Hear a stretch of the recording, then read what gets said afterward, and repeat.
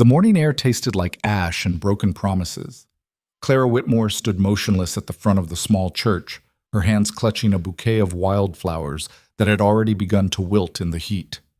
The lace of her wedding dress, hand-sewn over 6 months of patient evenings, hung awkwardly around her shoulders, the stitching along one sleeve already coming loose where she'd caught it on the doorframe in her nervous rush to arrive on time. She'd been standing there for 43 minutes. The pews behind her had grown silent. At first there had been whispers, polite murmurs from the women in their Sunday best, reassuring words about how grooms sometimes got cold feet, how Elias Mercer was probably just running late from the hotel. But as the minutes crawled past and the Reverend shifted his weight from foot to foot with increasing discomfort, the whispers had changed. They became sharper, more pointed. Clara felt each one like a needle in her spine. Poor thing. I heard his family never approved. Maybe he finally came to his senses. She kept her eyes fixed on the doorway, willing him to appear, willing this to be nothing more than a terrible misunderstanding. Elias was ambitious, yes, sometimes distant, but he'd proposed to her in front of half the town 3 months ago, had promised her a future filled with everything she'd never had: security, respect, a real home. The door remained empty.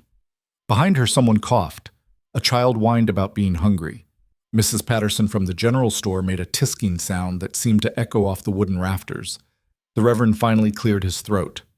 "Miss Whitmore, perhaps we should—" "Just a few more minutes," Clara whispered. Her voice cracked. "Please." She heard footsteps.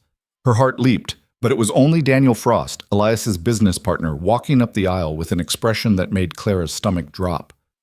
"He's gone," Daniel said quietly, not quite meeting her eyes.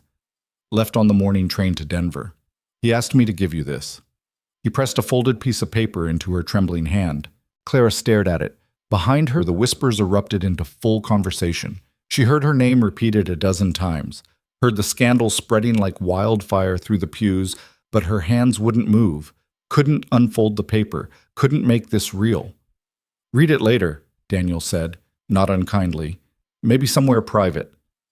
Private. As if anything in this town could ever be private again. Clara's vision blurred. The church swam around her, the faces turning to stare, the pitying looks, the barely concealed satisfaction from women who'd always thought Elias Mercer was too good for an orphan girl with no family and no prospects. She turned and ran. The wildflowers scattered across the church floor. Her dress caught on a pew and she heard fabric tear, but she didn't stop. She burst through the door into the blinding Montana sunlight and kept running, her unsuitable wedding shoes sliding in the dust, her veil streaming behind her like a white flag of surrender. She didn't know where she was going, just away. Away from the church. Away from the town. Away from every face that had watched her stand there like a fool, waiting for a man who'd never intended to show up. The main street blurred past. She heard someone call her name but didn't turn. Her lungs burned. The corset she'd laced so carefully that morning, thinking it would be the last time she'd dress herself, that tonight she'd have a husband to help her, now felt like an iron cage crushing her ribs. The buildings gave way to open prairie. Clara stumbled off the road and into the tall grass, running until her legs gave out, and she collapsed in a heap of white lace and humiliation. For a long moment, she just lay there, gasping for air, staring up at the endless blue sky. Then she pulled out the letter. Her hand shook so badly she could barely unfold it. Elias's handwriting, precise and controlled, like everything about him, filled half a page. "Clara, by the time you read this, I'll be in Denver. I've accepted a position with the Territorial Development Company. The salary is substantial, and the opportunities for advancement are exactly what I've been working toward. I know this will come as a shock, but I need you to understand. This marriage would have limited both of us. You're a good woman, but you have no connections, no family influence, and frankly, no prospects beyond what I could provide. The people I'll be working with in Denver expect a certain caliber of wife, someone who can navigate society, who comes from the right background.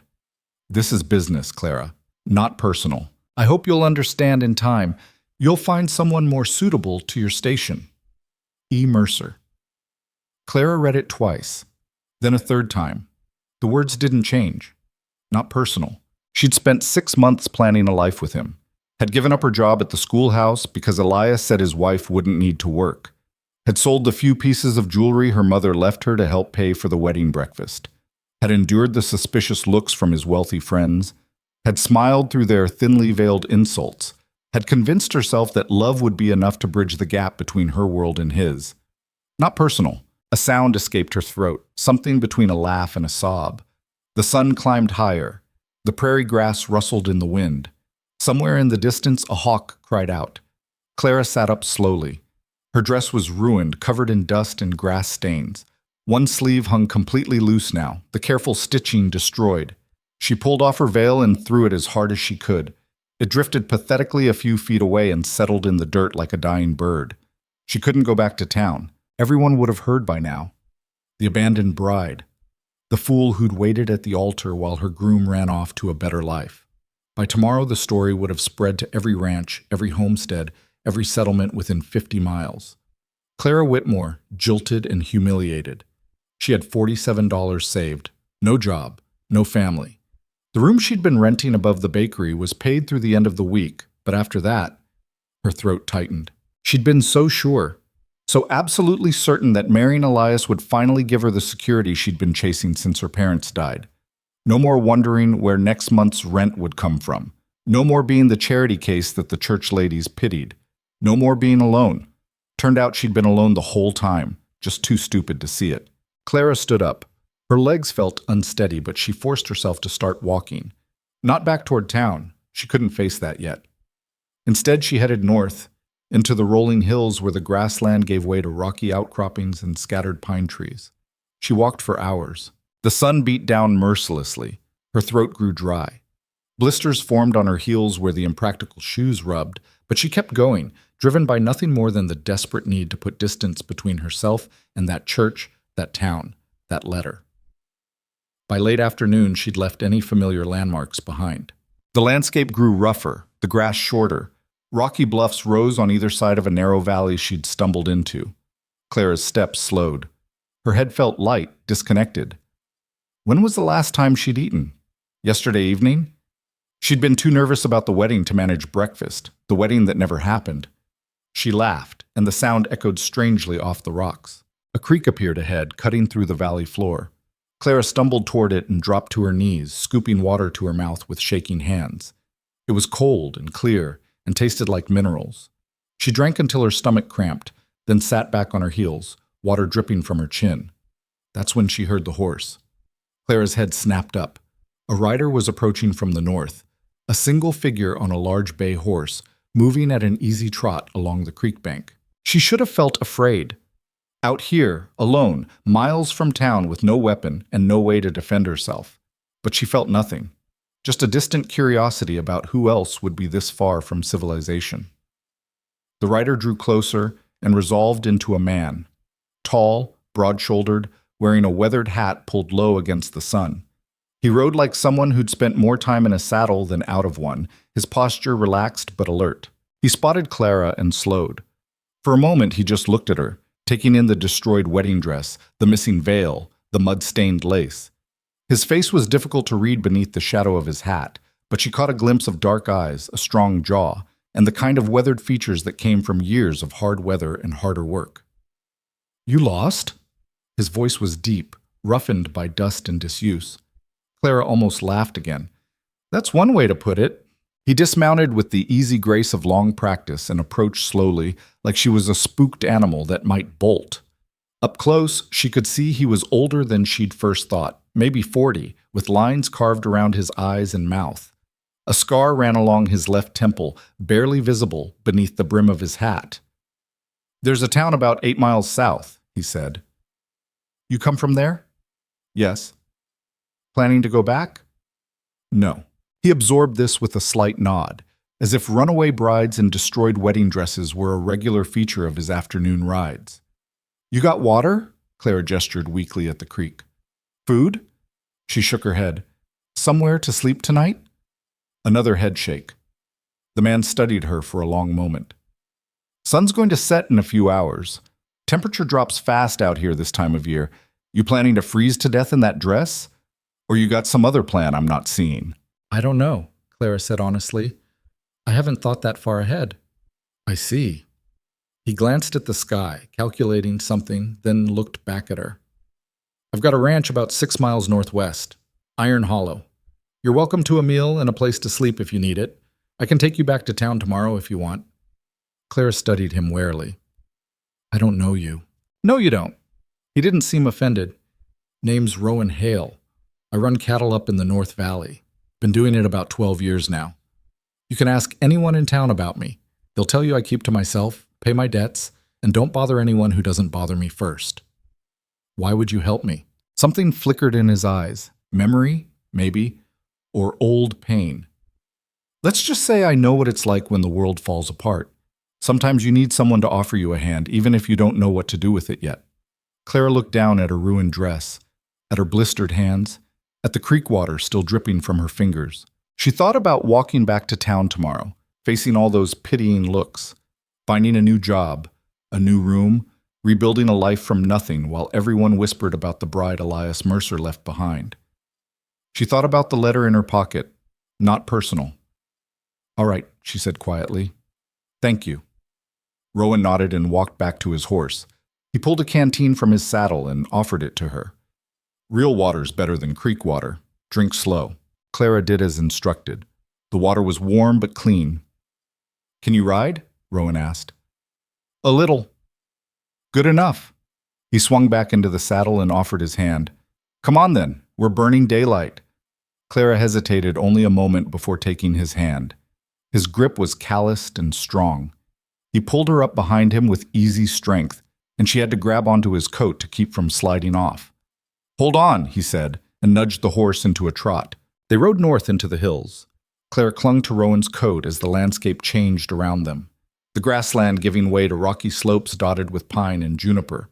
The sun dropped toward the horizon, painting the clouds in shades of orange and red. You got family? Rowan asked after a while. No, they died when I was 16. The groom? Clara's hands tightened on his coat. Gone. Left on the morning train. Before or after the wedding? Before? Rowan made a sound that might have been disgust. Brave man. Despite everything, Clara felt the corner of her mouth twitch. That's one word for it. They rode in silence for another mile. The valley Rowan had mentioned opened up ahead, a wide expanse of grassland hemmed in by rocky bluffs on 3 sides. A creek ran through the center, the same one Clara had found earlier but wider here, and in the middle of it all stood a ranch house. It was bigger than Clara expected. 2 stories built from timber and stone with a wide porch that wrapped around the front. Outbuildings scattered around it, a barn, a bunkhouse, what looked like a smokehouse and a workshop. Fences divided the land into sections, and in the distance she could see cattle grazing. Iron Hollow, Rowan said simply. As they approached, men emerged from the bunkhouse. Ranch hands, Clara guessed. 4 of them, all stopping to stare as Rowan rode up with a woman in a wedding dress clinging to his back. Boss? One of them said uncertainly. He was young, maybe 20, with red hair and a sunburned face. Everything all right? Fine, Marcus. Rowan dismounted and helped Clara down. This is Miss... He paused, realizing he didn't know her name. Whitmore, Clara supplied.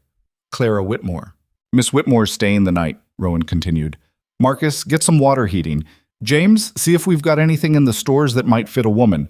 Sarah keeps some things in the spare room, doesn't she? An older man with gray streaking his beard, James apparently, nodded slowly. Yes, sir. I'll check. The ranch hands exchanged glances but didn't ask questions. They scattered to their tasks, leaving Clara standing in the yard feeling exposed and absurd in her destroyed dress. Rowan gestured toward the house. Come on, you can clean up and we'll find you something to eat. Clara followed him up the porch steps and into the house. The interior was sparse but clean. Wooden floors, simple furniture, everything practical and well-maintained.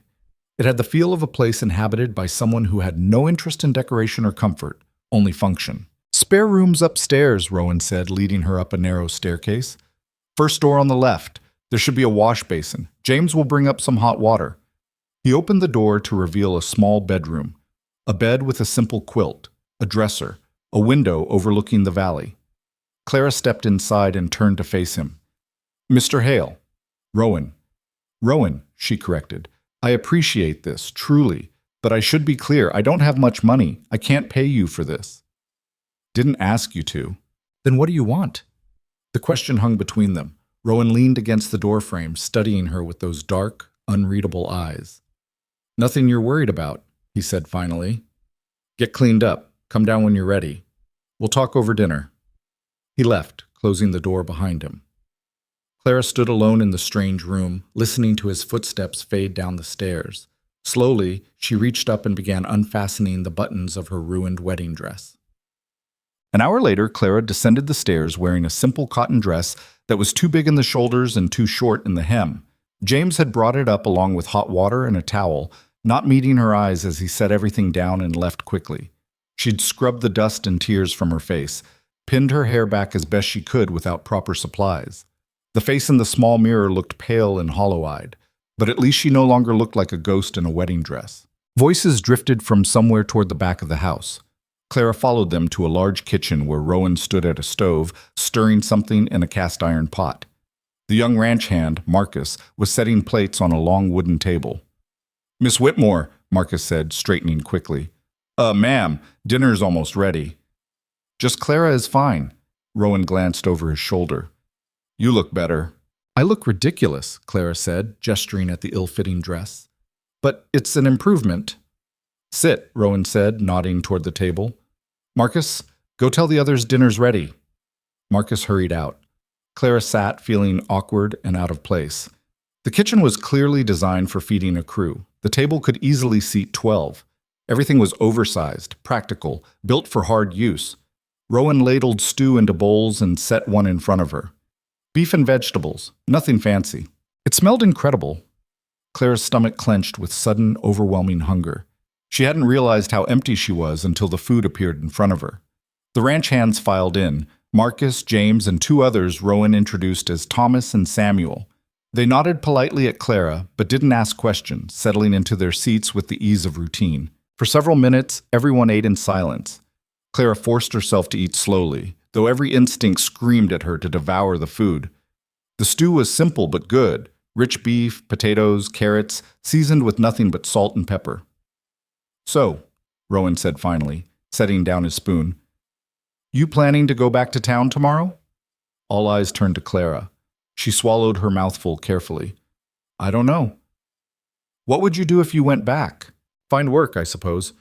I was teaching at the schoolhouse before—" She stopped, before Elias convinced her to quit.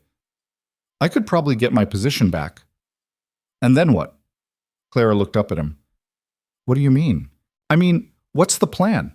Teach school, rent a room somewhere, spend the rest of your life being the woman who got left at the altar?" Rowan's voice wasn't cruel, just matter of fact. "Small towns don't forget things like that. Every time you walk down the street, someone will remember. Every man who might have courted you will wonder if there's something wrong with you that made him leave." Clara's throat tightened. "You're not telling me anything I haven't already thought about." "No, I suppose I'm not." Rowan pushed his bowl aside.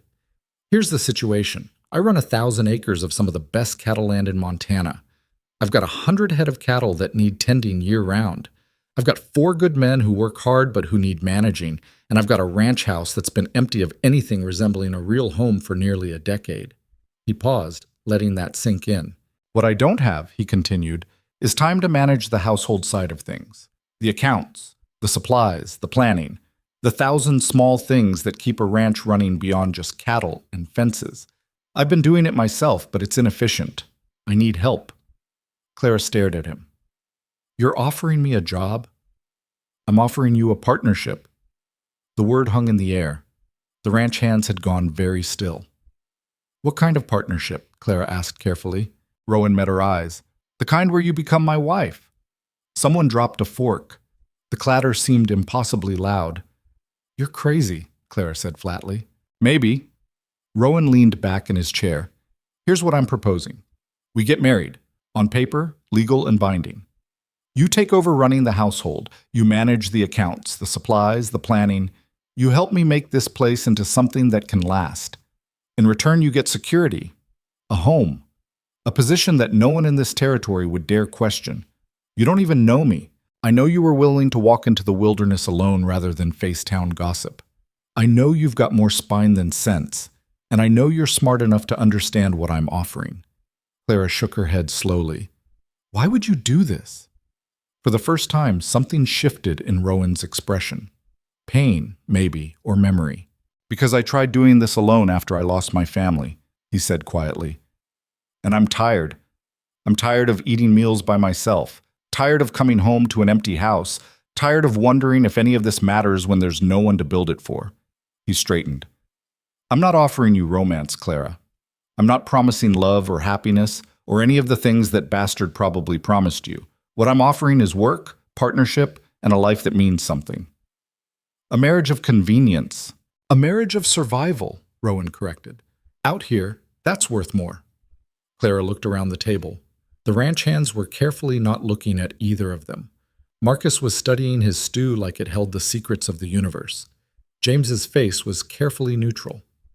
What do they think about this? Clara asked, gesturing at the men. Doesn't matter what they think, Rowan said. It's not their decision. Actually, sir, James said slowly, if I might, no. It's just that, James. Rowan's voice carried a note of warning. The older man sighed but fell silent. Claire stood up abruptly. I need some air. She walked out onto the porch and stood gripping the railing, her heart racing. The sun had fully set now, and stars were emerging across the vast Montana sky. The valley spread out before her, dark and endless. A marriage of survival. It was insane, reckless, the kind of decision desperate people made when they had no other options. The door opened behind her. She didn't need to turn to know it was Rowan. You think I'm being cruel, he said. I think you're being practical to the point of heartlessness. Maybe. He came to stand beside her, looking out at the valley. I lost my wife and daughter to scarlet fever 9 years ago. Buried them both on a hill about 2 miles from here. For a long time after that, I thought about following them. Easier than staying here and remembering everything I'd lost. Clara glanced at him. His profile was stone in the starlight. But I didn't, Rowan continued. I stayed. I built this ranch into something that could last. And now I'm 42 years old, and I've realized that building something that lasts doesn't mean anything if there's no one to pass it to. No one to share it with, even if that sharing is just practical partnership. You could find someone who actually loves you. Could I? He turned to face her. I'm not young. I'm not charming.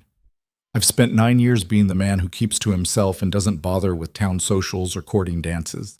The kind of woman who'd want to marry me for love isn't the kind who exists outside of storybooks. That's a sad way to see the world. It's an honest way. He studied her. And you know what? I think you understand honesty right now more than most people. That letter your groom left you, that was honest, wasn't it? Cruel but honest. He told you exactly what you were worth to him. Clara's hands tightened on the railing. You don't know anything about that. I know that if you go back to town tomorrow, you'll spend the rest of your life proving you're worth more than what he said in that letter. You'll work yourself to exhaustion, trying to earn back respect you should never have had to lose. And maybe you'll succeed. Maybe you'll find another man eventually, someone who can look past the scandal. Or maybe you'll grow old alone, teaching other people's children and wondering what your life might have been. And your offer is better? My offer is different, Rowan said. It's not pretty. It's not romantic. But it's real. You'd have work that matters, a home that's yours. And eventually, if we do this right, maybe something that looks like a real partnership. Not love. I can't promise that. But respect, trust, the kind of relationship that's built on honest dealing instead of pretty lies. Clara turned to face him fully. You're asking me to marry a complete stranger. Yes. To live in the middle of nowhere with 4 men I've never met. Yes. To give up any chance of finding actual love. Rowan hesitated. I'm asking you to give up the fantasy of it, but if love happens, he shrugged. I won't stop it.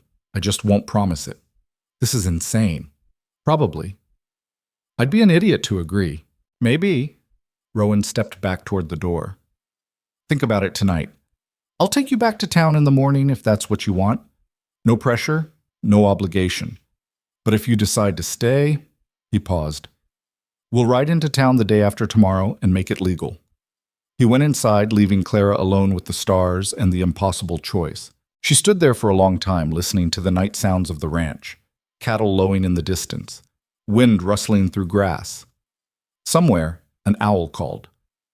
Clara pulled Elias's letter from her pocket and read it one more time in the starlight. Not personal. Then she tore it into small pieces and let them scatter on the wind. When she went back inside, Rowan was alone in the kitchen, washing dishes in a large basin. He looked up as she entered, but didn't speak. "I have questions," Clara said.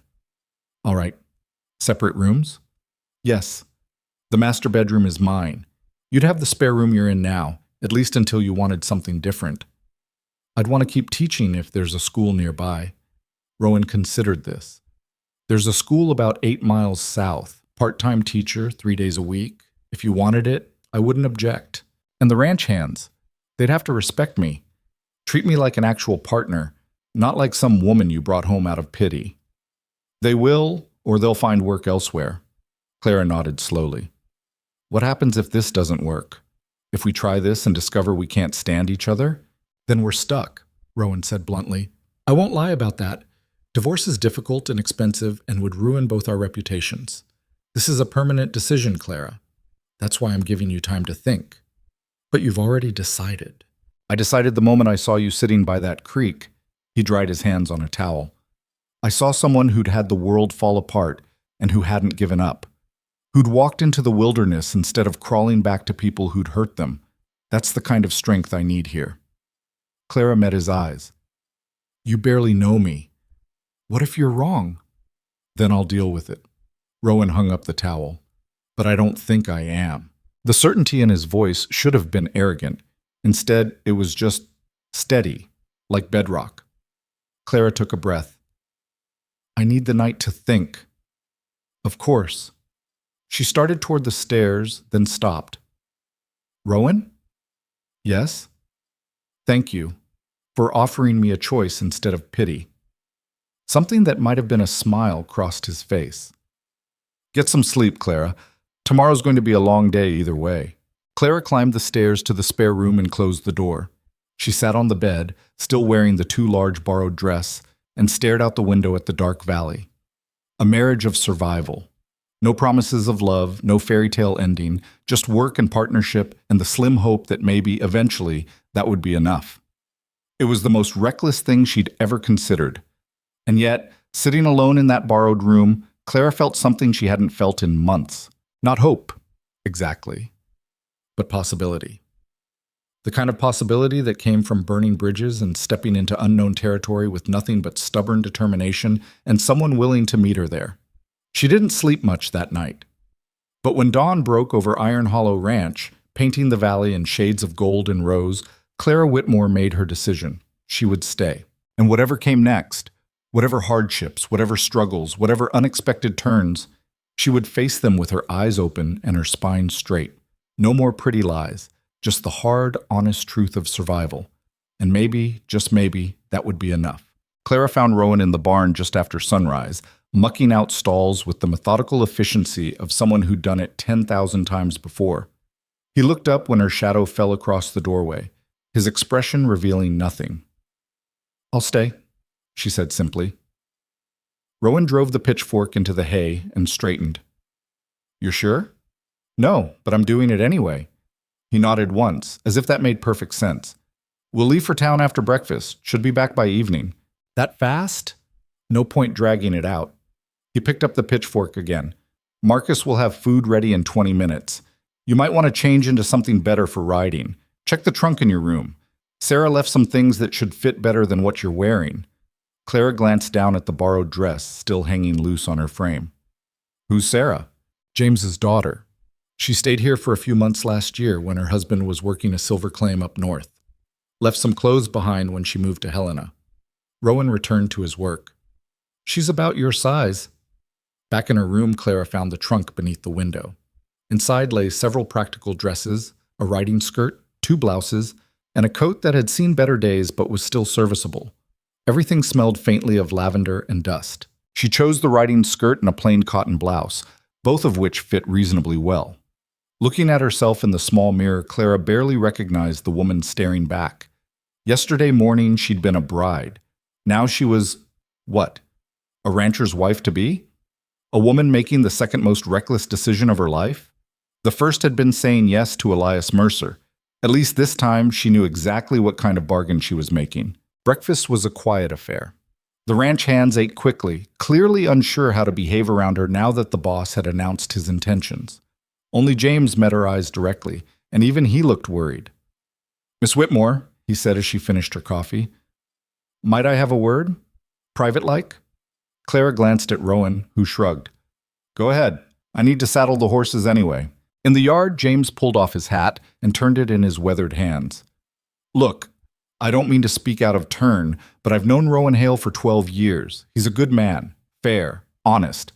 But he's also—" James paused, searching for words. "He's also someone who's forgotten how to be anything but alone. You understand what I'm saying?" "Not really. What I mean is, don't expect warmth from him. Don't expect him to change or soften or become some different person just because there's a woman in the house again." James's expression was earnest. He loved his first wife something fierce. When she died, it broke something in him. What you're getting isn't the man he was. It's what's left after. Clara absorbed this. "Did he ask you to tell me this?" "Hell no, he'd probably fire me if he knew." James managed a slight smile. "But my Sarah's about your age, and if she was about to marry a stranger for practical reasons, I'd want someone to give her the straight truth first. I appreciate that. Do you?" James studied her. "Because here's the other truth. This ranch will chew you up if you let it. The work's hard. The winters are brutal. And the men around here aren't used to taking orders from a woman, no matter what the boss says. You're going to have to fight for every inch of respect." "I've been fighting my whole life," Clara said quietly.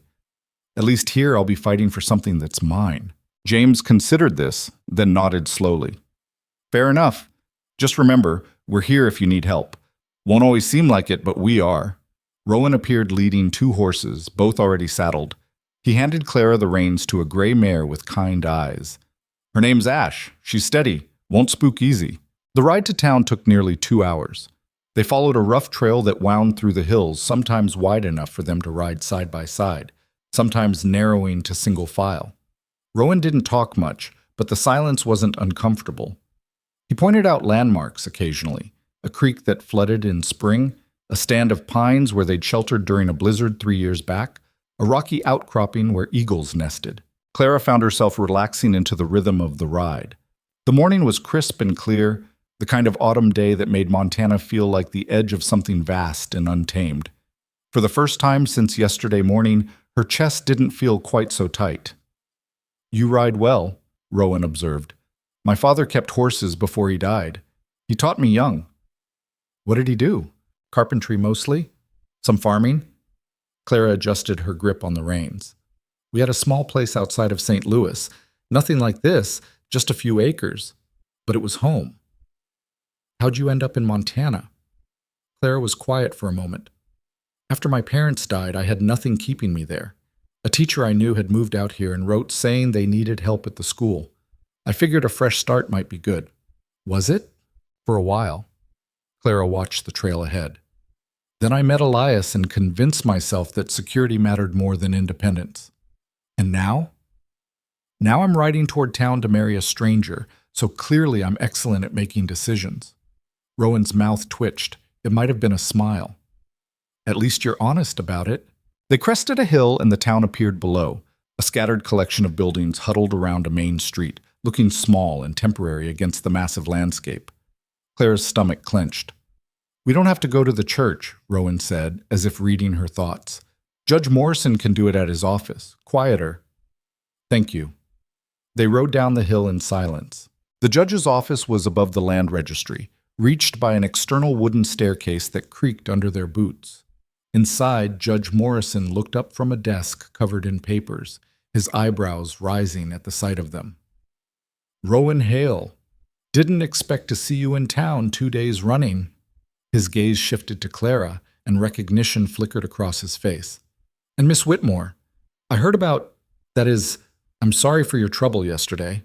"Don't be," Clara said evenly. "It worked out for the best." The judge's eyebrows climbed higher. He looked between them, clearly piecing things together. "I see. And you're here because, we need a marriage license," Rowan said. "Can you do the ceremony today?" "Today? Rowan, Morrison stopped, seeming to reconsider. You're both sure about this? Yes, they said in unison. Morrison studied them for a long moment, then sighed and pulled out a leather-bound book. All right then. I'll need some information first. The paperwork took 20 minutes. Names, ages, places of birth. Morrison asked the questions mechanically, filling in the marriage register with careful script. Clara watched her name appear on the page next to Rowan's and felt oddly detached, as if she were watching someone else's life unfold. I'll need witnesses, Morrison said finally. Let me fetch my clerk, and I'll stand for them. They all turned. A woman stood in the doorway, elegant in a deep blue dress that probably cost more than Clara had earned in 6 months of teaching. She was perhaps 50, with silver-streaked dark hair and the kind of bearing that spoke of old money and social authority. Mrs. Ashford, Morrison said, surprise evident in his voice. I didn't hear you come up. Obviously. She crossed to Clara and extended a gloved hand. Catherine Ashford, I own the largest ranch east of here, and you're the girl who got jilted yesterday. Clara shook her hand, refusing to flinch. That's one way to describe it. It's the accurate way. Catherine's eyes were sharp, but not unkind. I also heard Elias Mercer is a spineless social climber who wouldn't know genuine worth if it bit him. So in my estimation, you dodged a bullet. Despite herself, Clara felt a smile tug at her lips. That's generous of you to say. It's honest. Catherine turned to Rowan. You're really doing this? Marrying a woman you met yesterday? Yes. Why? That's our business, Catherine. Fair enough. She removed her gloves. I'll stand witness anyway. Someone should make sure you don't completely muck this up. Morrison cleared his throat. If we're ready, then wait. Clara turned it to Rowan. Before we do this, I need to know something. All right. What happens if I fail? If I can't handle the ranch, or I'm terrible at managing things, or... She stopped, gathering her courage. What happens if I'm not what you need? Rowan was quiet for a moment. Then we figure it out together. That's what partnership means. Even if I make mistakes? Clara, I've made enough mistakes running this place to fill a barn. I'm not expecting perfection. I'm expecting effort. He met her eyes. Can you give me that? Yes. Then that's enough. Morrison opened his book. Let's begin. The ceremony was nothing like the one Clara had imagined 24 hours ago. No flowers, no music, no crowd of well-wishers. Just Morrison reading the legal requirements in a monotone voice while Catherine Ashford watched with undisguised interest, and the clerk, a nervous young man who'd been summoned from downstairs, shifted his weight from foot to foot. When Morrison reached the vows, Clara heard herself repeat the words in a voice that sounded steadier than she felt. Rowan's responses were quiet but firm. Do you have rings? Morrison asked. Rowan shook his head. No. Then by the authority vested in me by the Montana Territory, I pronounce you husband and wife. Morrison closed his book. Congratulations. Catherine signed the register as witness, her signature a confident flourish. The clerk signed below hers with a shaking hand. That's it then, Morrison said. You're legally married. Clara looked down at her hands. Still ringless, still the same hands as an hour ago, but somehow everything had changed. Thank you, Judge, Rowan said. He shook Morrison's hand and nodded to Catherine. We should get back. Rowan, wait. Catherine touched his arm. Let me buy you both lunch at the hotel. It's the least I can do for entertainment value alone. We really should. I insist. Catherine's tone made it clear this wasn't a request. Besides, people are going to talk regardless. Might as well give them something concrete to discuss. The hotel dining room went silent when they walked in. Every head turned. Clara felt the weight of their stares, saw recognition dawn on face after face. The bride from yesterday, the one Elias Mercer had abandoned, now walking in with Rowan Hale, dressed like a ranch wife, wearing no ring. Catherine led them to a table by the window and sat down with the air of someone who owned the place, which, Clara realized, she probably did. Stop staring, Catherine said loudly to the room at large. You're all being tremendously rude. The conversations resumed, though Clara could still feel eyes on them. A waitress approached, young, blonde, pretty, in a way that made Clara suddenly aware of her borrowed clothes and hastily pinned hair. Mrs. Ashford, Mr. Hale. She didn't acknowledge Clara. "What can I bring you?" "3 steaks, medium rare," Catherine said. "And coffee. The good stuff, not whatever swill you're serving the miners." The waitress nodded and disappeared. "She's one of Elias's cousins," Catherine said conversationally. "The Mercers think they're frontier royalty because they got here early and bought cheap land. Fact is, they're broke and desperate, which is why Elias was so keen on marrying money." She sipped her water. "You know he was courting Margaret Pemberton at the same time he was engaged to you?" Clara's hands tightened in her lap. "No." "Oh, yes. Margaret's father owns the bank. Much better prospects than a schoolteacher with no family." Catherine's expression was matter-of-fact. "Of course, Margaret saw through him immediately and sent him packing. That's when he ran to Denver. The job offer was real, but he'd been angling for it for months." Rowan spoke for the first time since they'd sat down. "Catherine, what's your point?"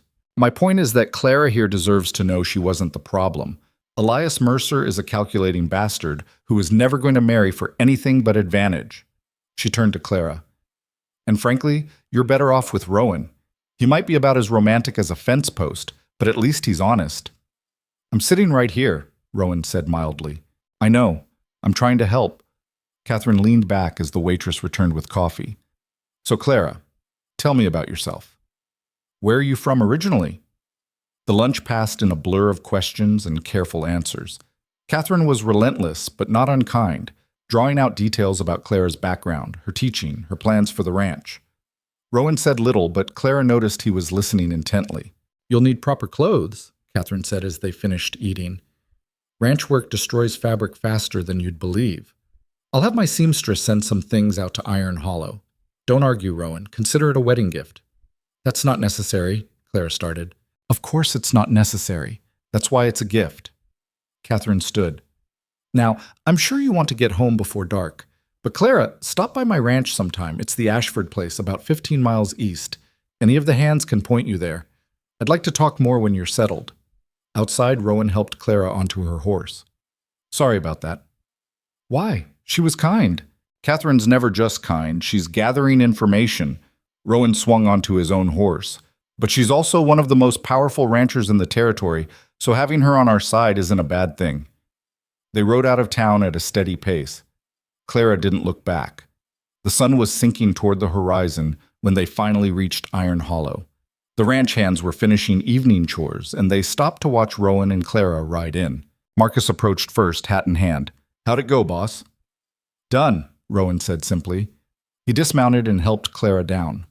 To the assembled men, he said clearly, "This is Clara Hale, my wife. She'll be managing the household and helping with the ranch operations. You'll treat her with the same respect you'd give me. Any questions?" Thomas, one of the quieter hands, raised a tentative hand. "Does she know how to shoot?" "Not yet," Clara said before Rowan could answer. "But I'm willing to learn." Thomas nodded slowly.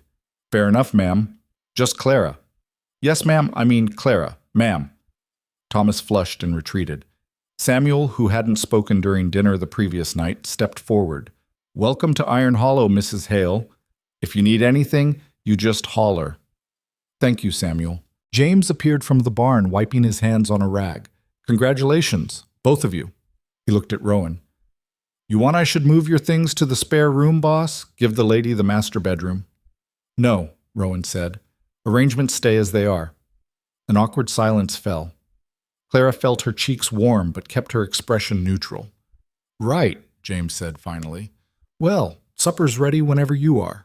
That night, after a meal that was equal parts congratulatory and uncomfortable, Clara climbed the stairs to her room, which she supposed was still her room, despite now being married. Rowan had disappeared into his own bedroom without ceremony, and the ranch hands had scattered to the bunkhouse. Clara sat on her bed, still dressed, and tried to process the day. Married. She was married now. To a man she'd known for less than 48 hours, a man currently sleeping alone in a bedroom down the hall. A soft knock interrupted her thoughts. "Come in." Rowan opened the door but didn't enter. "Just wanted to make sure you had everything you need." "I'm fine." He nodded. "Tomorrow I'll show you the account books, the supplies inventory, how we run things here. It'll be a lot to take in at once." "I can handle it." "I know." He paused. Clara, this arrangement, it's going to be strange for both of us. If you need space or time or... I knew what I was agreeing to, Clara said. I'm not going to fall apart. Good. He started to leave, then stopped. For what it's worth, I'm glad you stayed. After he'd gone, Clara changed into a nightgown Sarah had left behind and climbed under the quilt. Through the window, she could see stars scattered across the vast sky. Mrs. Clara Hale. It should have felt wrong, should have felt like a lie. Instead, it just felt like possibility.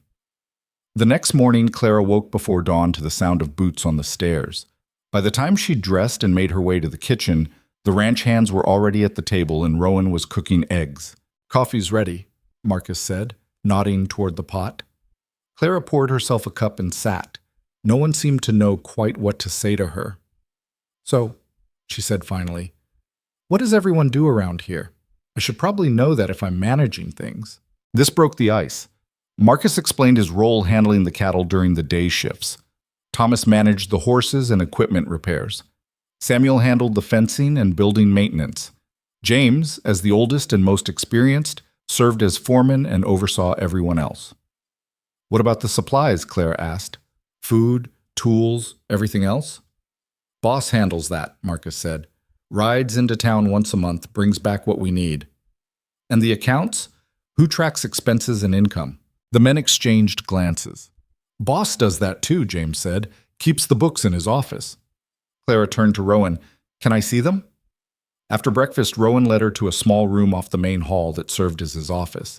It was spartanly furnished, a desk, 2 chairs, shelves lined with ledgers and ranch records. He pulled down a thick book and opened it. Clara leaned over his shoulder, studying the entries. The handwriting was precise, the numbers neat, but the organization was chaos. Expenses mixed with income, no clear categories, no way to track patterns or identify problems. This is a mess, she said without thinking, then caught herself. I mean, it's a mess, Rowan agreed. I know, I'm a rancher, not a bookkeeper. May I reorganize it? That's why you're here. Clara spent the next 3 hours going through the ledgers, making notes, asking questions. Rowan answered patiently, explaining the ranch's operations, how many cattle they ran, what they sold each year, their major expenses, their profit margins. We're doing all right, Clara said finally, sitting back. Not great, but stable. The problem is you're losing money in places you don't need to. These supply runs to town, you're paying premium prices because you're buying everything at once. If we planned better, bought strategically, how much could we save? Clara did some quick calculations. Maybe 15%? Could be more if we're smart about it. Rowan studied her. You're good at this. My father taught me. He had to be careful with money. Clara closed the ledger. I can have this reorganized in a week. Set up a proper system. Do it. Over the following days, Clara threw herself into learning the ranch. She rode out with Marcus to see the cattle, helped Thomas inventory the tools, walked the fence lines with Samuel, watched James direct the men through their daily routines. The work was exhausting. Her hands blistered from unfamiliar tasks. Her legs ached from hours in the saddle. Every night she collapsed into bed, barely able to move. But she also felt something she hadn't felt in years. Useful. A week after the wedding, Clara was in the kitchen making bread when she heard horses approaching. She looked out the window to see 3 riders, strangers, all armed. She found Rowan in the barn. We have visitors. His expression tightened. How many? 3. They're armed. Stay inside. Like hell. Clara followed him into the yard. The riders had stopped near the house. The leader was a heavy-set man with a thick beard and cold eyes. Rowan Hale? That's right. State your business. Name's Garrett. I'm with the Montana Cattlemen's Association. We've had reports of rustling in this area. Lost any stock recently? No. Mind if we look around? Yes, I mind. You got a warrant? Garrett's smile didn't reach his eyes. Don't need a warrant to investigate theft. We're trying to help, Hale. Unless you got something to hide. Clara felt the tension ratchet up. The ranch hands had emerged from various buildings, all watching carefully. You can investigate all you want, Rowan said evenly. On someone else's land. This is private property. That how you want to play it? Garrett's hand drifted toward his gun. That's how it is. Rowan's voice stayed calm, but Clara saw his stance shift, ready for trouble. One of Garrett's companions leaned forward. We heard you got yourself a new wife, Hale. That her? None of your concern. Pretty thing. Must be nice, coming home to that every night. Clara felt rage flash through her. Before Rowan could respond, she stepped forward. I'm standing right here. You want to say something about me. Say it to my face. Garrett laughed. Got some fire in her, I like that. Get off our land, Clara said coldly. Now. Or what? Clara was wondering the same thing when James appeared at her elbow, rifle in hand. Then Marcus, also armed. Thomas and Samuel flanked them. Or we remove you, James said quietly. For a long moment, nobody moved. Then Garrett spat in the dust. Fine, we're leaving. But you hear me, Hale. There's big changes coming to this territory. Ranchers are banding together for protection. Those who don't join up might find themselves on the wrong side of things. I'll take my chances. Garrett turned his horse. Your funeral. He looked at Clara. Both of yours. They rode off, kicking up dust. Who were they really? Clara asked once they were out of sight. Trouble, Rowan said. The Cattlemen's Association is real, but Garrett's not with them. He's muscle for hire. Someone's testing us, seeing how we react. Why? Because this is good land, and there's people who want it. Rowan looked at her. You handled that well. Stupid, but well. Stupid? Never challenge armed men when you're unarmed. I wasn't alone. No. Rowan glanced at the ranch hands who were dispersing back to their work. You weren't. That night, Rowan taught Clara to shoot. They set up targets behind the barn, old bottles and tin cans lined up on fence posts. Rowan handed her a revolver, showed her how to hold it, how to aim, how to breathe. Don't anticipate the recoil, he said, standing close behind her. Just squeeze smooth and let it happen. Clara fired. The gun kicked harder than expected, and her shot went wide. Again. She fired 5 more times, missed every shot. You're tensing up, Rowan said. Relax your shoulders. I am relaxed. You're not. His hand settled on her shoulders, applying gentle pressure. Here. Feel the difference? Clara nodded, suddenly very aware of how close he was standing. Now try. She fired again. This time the bottle exploded. Better, Rowan said, stepping back. Keep practicing. For the next hour, Clara fired until her ears rang and her hands ached. By the end, she was hitting more than she missed. Good enough for now, Rowan said, but you need to practice every day. Being accurate once doesn't mean much if you can't do it under pressure. Walking back to the house, Clara said, Those men today, they'll come back, won't they? Probably. And next time they might not leave peacefully. No. Clara stopped walking. Rowan, what exactly are we up against here? He was quiet for a long moment. The truth? I don't entirely know yet, but there's been pressure on independent ranchers for the last year. Small operations getting bought out, sometimes forcibly, cattle going missing, accidents that aren't quite accidents. Someone's trying to consolidate land, and they don't care who they have to push aside to do it. And you won't sell. This is my land. I built it from nothing. I'm not giving it up because some hired thugs think they can scare me off. He looked at her. If that's a problem for you, it's not. Clara met his eyes. But I need to know what I'm fighting for. All of it, not just pieces. All right? Rowan headed for the house. Come on, I'll show you. In his office, he pulled out maps and land deeds, spreading them across the desk. This is Iron Hollow, 1,000 acres, all legally owned. The best grazing land in this part of the territory. There's water year-round from the creek, natural shelter in the bluffs. We're positioned between 3 major cattle routes, making it valuable. Very. And making it a target. He pointed to marks on the map. These are the ranches that have sold in the last 18 months, most to something called the Western Territory Development Corporation. Ever heard of them? Clara shook her head. Neither had I, until they started buying up land. They're backed by money from back east, railroad men, politicians, investors, looking to turn the frontier into profit. Rowan's jaw tightened. The problem is, a few of us won't sell. Me, Catherine Ashford, maybe a half dozen others. We're in their way. So they send men like Garrett to intimidate you. Among other things, Rowan rolled up the maps. I'm telling you this because you're my wife now. That means you're a target too. If something happens to me, they'll come after you next. You need to be ready. Clara absorbed this. What about the law? Can't the marshal? The marshal's office is in Helena, 3 days' ride from here. By the time they could respond to anything, it'd be over. Rowan sat heavily in his chair. Out here, we protect ourselves, or we don't get protected. Then we protect ourselves, Clara said firmly. Over the next weeks, a routine developed. Clara rose with the men, cooked breakfast, then spent her mornings reorganizing the ranch operations. She created new systems for inventory, reworked the supply schedules, and even negotiated better prices with merchants in town by pointing out how much business Iron Hollow brought them. Afternoons she spent learning the physical work of ranching, riding fence lines, helping move cattle, practicing with the rifle Rowan had given her. Her hands grew calloused, her skin tanned. The borrowed dresses had to be let out as her muscles developed. Evenings, she and Rowan would go over the day's work in his office. These sessions became Clara's favorite part of the day, not because of the bookkeeping, but because Rowan slowly opened up. He talked about his plans for the ranch, his concerns about the territory's future, memories of building Iron Hollow from wilderness. He never mentioned his first wife, and Clara never asked. One evening in late October, Clara was updating the ledgers when she noticed a discrepancy. Rowan, these supply costs from 3 months ago, they're almost double what we're paying now. Why?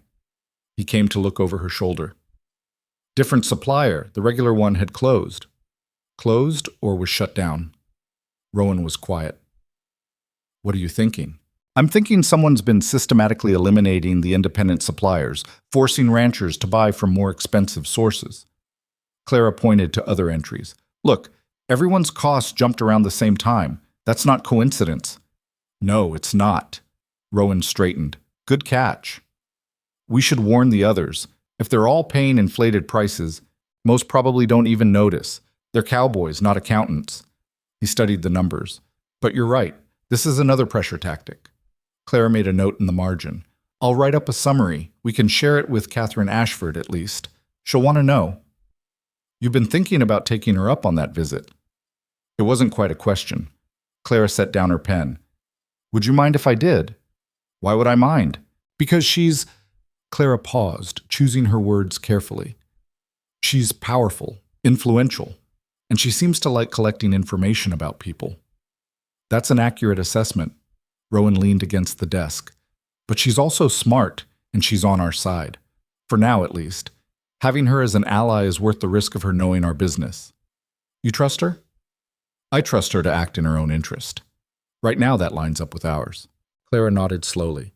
I'll ride over next week, then. Take Marcus with you. I don't want you traveling alone.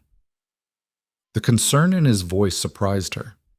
Clara looked up, and for a moment their eyes met. Something passed between them. Not quite attraction, not quite friendship, but some new thing that didn't have a name yet. All right, Clara said softly. I'll take Marcus. The moment stretched, then Rowan cleared his throat and moved back to his chair. It's late. We should both get some rest. Yes. Good night, Rowan. Good night, Clara. In her room, Clara changed into her nightgown and stood at the window, looking out over the dark valley. Somewhere out there, men like Garrett were plotting how to take this land, how to break people like Rowan, like her, like every stubborn rancher who refused to bend. Clara smiled grimly. Let them try. She was done being broken. The ride to the Ashford Ranch took most of the morning. Marcus kept a steady pace beside Clara, his rifle resting across his saddle, eyes constantly scanning the horizon. They'd left Iron Hollow before dawn, and now the sun was climbing toward noon, turning the prairie grass golden. You ever been to the Ashford place? Clara asked. Once, couple years back. Delivered some cattle the boss sold to Mrs. Ashford. Marcus shifted in his saddle. It's big. Makes Iron Hollow look like a homestead. He wasn't exaggerating. When they crested the final hill, Clara pulled her horse to a stop, staring. The Ashford Ranch sprawled across a valley easily 3 times the size of Iron Hollow's. The main house was a 2-story stone structure with a wraparound porch and actual glass windows, not the oiled paper most frontier homes made do with. Outbuildings dotted the property like a small village. In the distance, cattle grazed in numbers Clara couldn't begin to count. Told you, Marcus said. They were met at the gate by 2 ranch hands who looked more like soldiers than cowboys. Both carried rifles and watched Clara and Marcus with professional suspicion until one recognized Marcus. "You're from Iron Hollow," the man said. It wasn't a question. "Mrs. Hale to see Mrs. Ashford," Clara said, keeping her voice level. The guard's eyebrows rose slightly at the title, but he nodded. "Follow the main road to the house. Someone will meet you there." That someone turned out to be Catherine Ashford herself, descending the porch steps in a riding dress that probably cost more than Clara's wedding to Elias would have. She smiled when she saw Clara. "You actually came. I wasn't sure you would." Catherine turned to Marcus. "Your man can water the horses at the trough there. My cook will have lunch ready shortly." "Thank you, ma'am," Marcus said, tipping his hat. Inside, the house was even more impressive. Polished wood floors, real furniture, not handmade pieces. Books lining the walls of what Catherine called the library. Dozens of them, maybe hundreds. "My late husband was a reader," Catherine said, noticing Clara's stare. "I keep meaning to go through them, but—" She shrugged. "Sit. Tell me how married life is treating you." Clara settled into a chair that was probably worth more than everything she owned. "It's different than I expected." "I imagine so. Rowan Hale's not exactly known for his warmth." Catherine poured tea from a silver service. "But he's also not known for making foolish decisions. The fact that he married you tells me he sees something worth investing in." "That's a cold way to phrase it." "It's an honest way, and I suspect you appreciate honesty more than pretty lies right now." Catherine handed Clara a cup. "So, what brings you here? Not just my charming company, I'm guessing." Clara pulled out the papers she'd prepared. Her analysis of the supply price increases, the pattern of ranch sales, everything she'd pieced together from Rowan's records and her own observations. Catherine read through them slowly, her expression growing more serious with each page. When she finished, she set the papers down and was quiet for a long moment. "How long have you been keeping books?" she asked finally. "My whole life, in one way or another." "And Rowan let you see all of this?" "He asked me to reorganize his accounts. This is what I found." Catherine stood and walked to the window, looking out over her land. "I've noticed the supply costs, attributed it to normal market fluctuation. But you're right, the timing's too consistent. Someone's orchestrating this." "The Western Territory Development Corporation," Clara said. "Do you know anything about them?" "More than I'd like." Catherine turned back. "They approached me 6 months ago, offered to buy me out at what they claimed was a generous price. When I refused, they offered more. When I refused again, they stopped being polite about it." "What did they do?" "Small things at first. Fences cut, cattle spooked. Nothing I could prove was deliberate." Catherine's jaw tightened. "Then one of my line shacks burned down. My foreman was inside. He survived, barely, but he'll never work again. The marshal called it an accident." Clara felt cold. "I'm sorry." "Don't be sorry. Be smart." Catherine sat back down. "That's why I'm so heavily guarded now.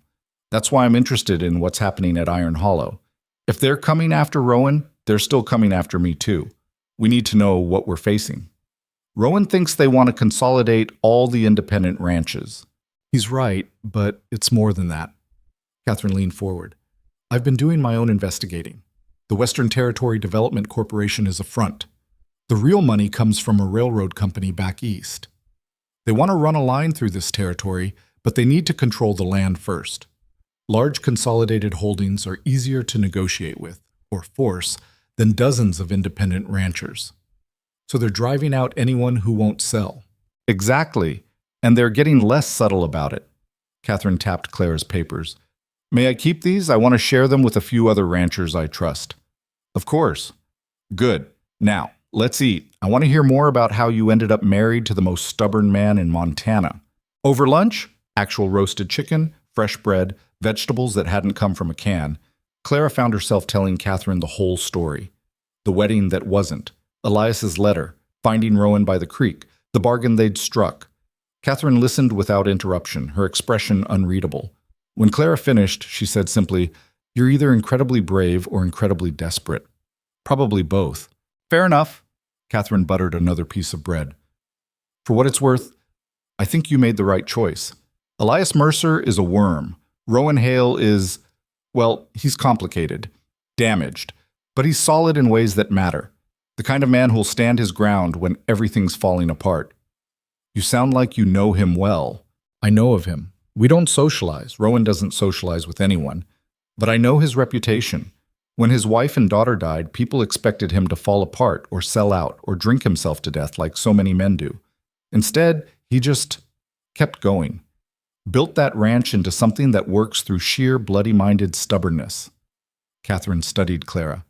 The question is, can you match that? Because he won't carry you. He'll work alongside you, but he won't carry you. I don't want to be carried. Good. You'll need that attitude. Catherine stood. Come on, let me show you something. She led Clara outside and across the compound to a building Clara had assumed was another barn. Inside it was set up as a shooting range with targets at various distances and a rack of weapons along one wall. I practice every day, Catherine said, selecting a rifle. After what happened to my foreman, I decided I wouldn't be helpless if they came for me directly. She loaded the rifle with practiced ease, raised it, and fired. The distant target pinged. Can you shoot? Rowan's been teaching me. Show me. Clara took the rifle Catherine offered. It was heavier than the one she'd been practicing with, better balanced. She sighted down the barrel, breathed out slowly, and squeezed the trigger. The target jumped. Not a perfect hit, but close to center. Not bad, Catherine said. But you're still hesitating. You need to trust the shot before you take it. For the next hour, Catherine coached Clara through techniques Rowan hadn't covered. How to shoot from different positions. How to reload quickly. How to stay calm when your hands wanted to shake. The men who come for you won't give you time to think, Catherine said. You need this to be instinct. By the time they finished, Clara's shoulder ached from the recoil, and her ears rang despite the cotton wadding Catherine had given her. But she was hitting the targets more consistently. Better, Catherine said, returning the rifles to the rack.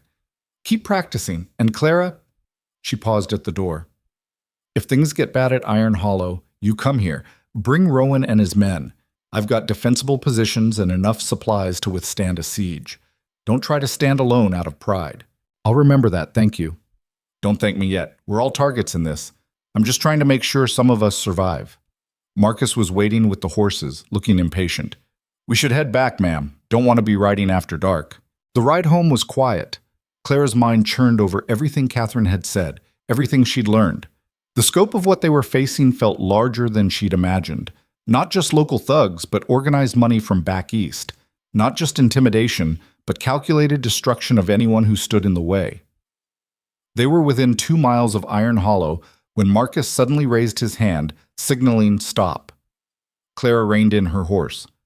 What is it? Smoke. Marcus pointed toward the valley ahead. Too much smoke. Clara's stomach dropped. They kicked their horses into a gallop. As they crested the final ridge, Clara's worst fears crystallized. The barn was on fire, flames already consuming half the structure. Ranch hands were hauling water from the creek, a futile bucket brigade against the inferno. Cattle milled in panicked confusion in the corrals. Clara and Marcus rode straight into the chaos. She dismounted before her horse fully stopped and ran toward Rowan, who was coordinating the firefighting efforts. What happened? She shouted over the roar of flames. Don't know. Started about an hour ago. Rowan's face was black with soot. We've got most of the animals out, but we're going to lose the building. Anyone hurt? Thomas took a burn on his arm. Not serious.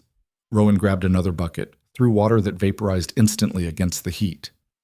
We need to focus on keeping it from spreading to the other buildings. Clara joined the bucket line, passing water from hand to hand in a rhythm born of desperation. Her arms burned, smoke filled her lungs, but she kept moving, kept hauling, kept fighting. It took 3 hours before they finally contained it. The barn was a total loss, just a skeleton of charred timbers and smoking ash. But the fire hadn't spread. The other buildings were safe. The cattle were safe. The men collapsed in exhausted heaps. Clara sat heavily on the ground, her dress ruined, her hands blistered. Rowan stood surveying the damage, his expression unreadable. James approached, carrying something. Boss found this near where the fire started. It was a torch, partially burned but unmistakably a torch. Someone set this, James said quietly. Rowan took it, turning it over in his hands. When he looked up, his eyes were hard as stone. Get everyone together, now! 5 minutes later, all the ranch hands stood in a rough circle. Rowan held up the torch. This wasn't an accident. Someone came onto our land and tried to burn us out. His voice was calm, but Clara heard the rage underneath.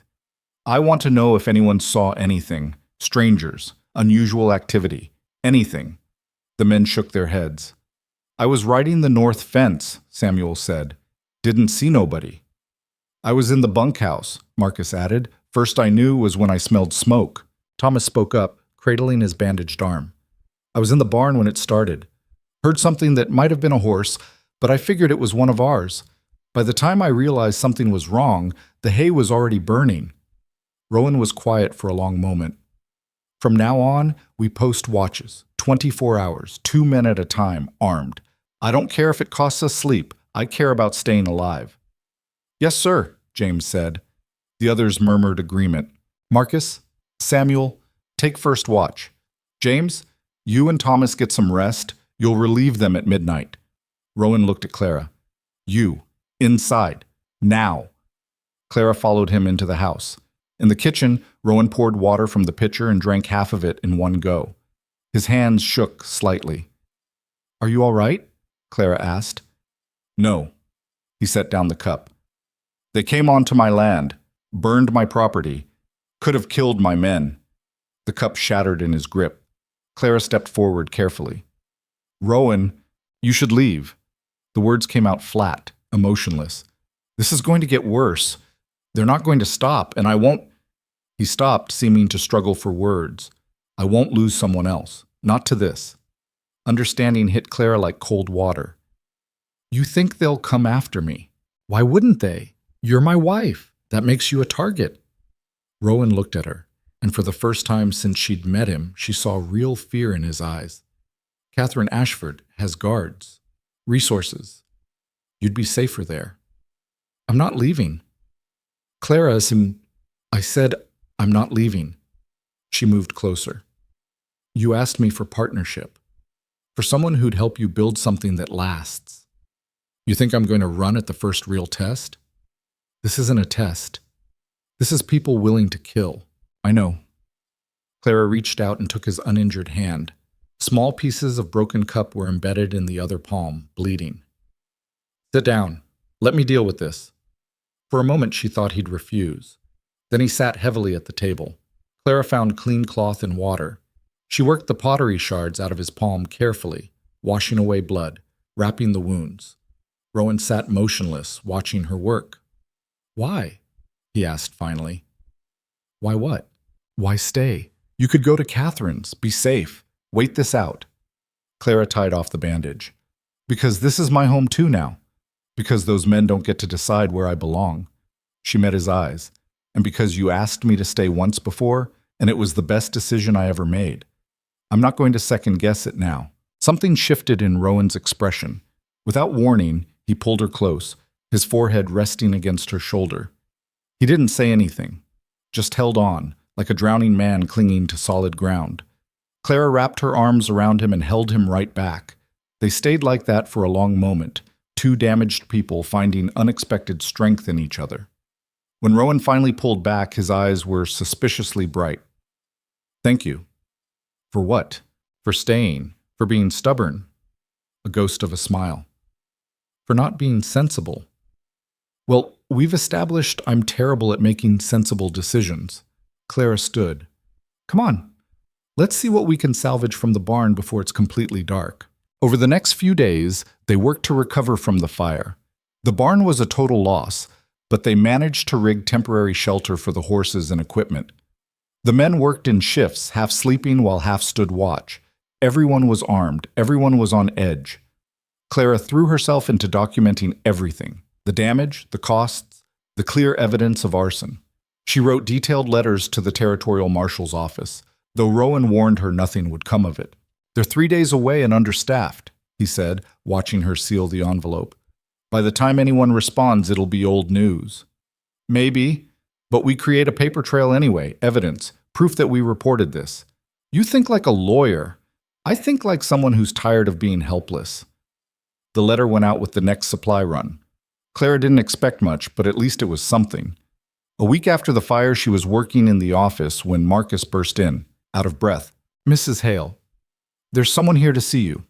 Clara's hand instinctively went to the revolver she now kept on the desk. "Who?" "Says his name's Elias Mercer." The world tilted. Clara gripped the desk edge. "What?" "I told him to wait outside. Boss is in the north pasture, but I can send for him." "No." Clara stood, forcing her voice steady. "I'll handle this." She walked outside. Elias stood in the yard, looking out of place in his city clothes. He'd grown a mustache since she'd last seen him, probably thought it made him look distinguished. It just made him look like he was trying too hard. He turned when he heard her approach, and something flickered across his face. Surprise, maybe. Or appreciation. "Clara, you look different." "What do you want, Elias?" He smiled, that familiar charming smile that had once made her heart race. Now it just made her tired. "Can't I visit an old friend?" "We're not friends. Answer the question." The smile faded. "Fine, I came to warn you." "About what?" Elias glanced around the yard, noting the armed ranch hands watching from various positions. "Can we talk somewhere private?" "No, say what you came to say." He sighed. "I heard about your marriage. To Rowan Hale. Clara, do you have any idea what you've gotten yourself into?" "More than I did when I almost married you." That landed. Elias flinched. "I deserve that. Look, I know how things ended between us was difficult, but I'm trying to help you now." "How kind. What exactly are you helping me with?" "The people I'm working for in Denver, they're involved with the Western Territory Development Corporation, the company that's been acquiring ranch land out here." Elias moved closer, lowering his voice. "Clara, they're serious. They have backing from railroad interests, political connections, enough money to crush anyone who stands in their way. And Rowan Hale is standing in their way." Clara's hands clenched into fists. "Get to the point." "The point is they're going to take his ranch, one way or another. The fire last week was just the beginning." Elias actually looked concerned. "If you stay here, you're going to get hurt, or worse. And you care about that because, despite everything, I don't want to see you come to harm." He reached for her hand. Clara stepped back. "Come with me. Back to Denver. I can get you set up somewhere safe, find you decent work." "You're joking." "I'm serious. This marriage can't be legal anyway. You were clearly coerced, made a desperate decision." "I made a choice," Clara interrupted. "The same way I'm making a choice right now to tell you to get off my property." "Your property?" Elias laughed, but it sounded hollow. "Clara, you've been married what, a month? This isn't your property. This isn't your fight." "Yes, it is." "Why? Because some lonely rancher offered you shelter? That's not love, Clara. That's not even respect. That's just convenience. You would know all about convenient marriages, wouldn't you?" Clara stepped forward, and Elias actually stepped back. "Here's what I know, Elias. You left me at the altar because I wasn't profitable enough. You chose money and status over me, then had the gall to call it not personal. Now you show up here pretending to be concerned, but really you're just trying to clear obstacles for your employers." "That's not shit. Did they send you? The development corporation? Did they think I'd be easier to manipulate than Rowan?" Elias's silence was answer enough. Clara laughed, a sound with no humor in it. "You really are pathetic. Tell your employers that Iron Hollow isn't for sale. Not to them, not to anyone. And if they send thugs to burn more buildings, we'll be ready." "You don't understand what you're up against." "Then let me be very clear." Clara's voice dropped, cold and hard. "I've already lost everything once. I stood at an altar in front of the whole town and watched my future disappear because you were too cowardly to face me. I survived that. I rebuilt. And now I'm standing on land that's mine, with people who've earned my loyalty." She stepped closer until they were almost nose to nose. "So you go back to Denver and you tell whoever sent you that Clara Hale doesn't scare easy. And if they want this ranch, they're going to have to pry it from my cold, dead hands." Elias stared at her. "You've changed." "Yes. I got a spine." Clara turned and called out, "Marcus, Mr. Mercer is leaving. Make sure he finds his way off our land." Marcus appeared immediately, rifle casual, but present. "Yes, ma'am." "This way, sir." Elias looked like he wanted to say something else. Instead, he just shook his head and followed Marcus toward his horse. Clara stood watching until they disappeared over the ridge. Only then did her hands start shaking. Well handled. She spun. Rowan was leaning against the house. Must have been there the whole time. How long were you listening? Long enough. He walked over. He's working with them. Yes, and he knows about the fire. Probably knew it was coming. Clara's voice shook with rage. He came here thinking I'd be the weak link, that he could convince me to leave. And instead you threatened to defend the ranch to the death. Rowan's mouth quirked.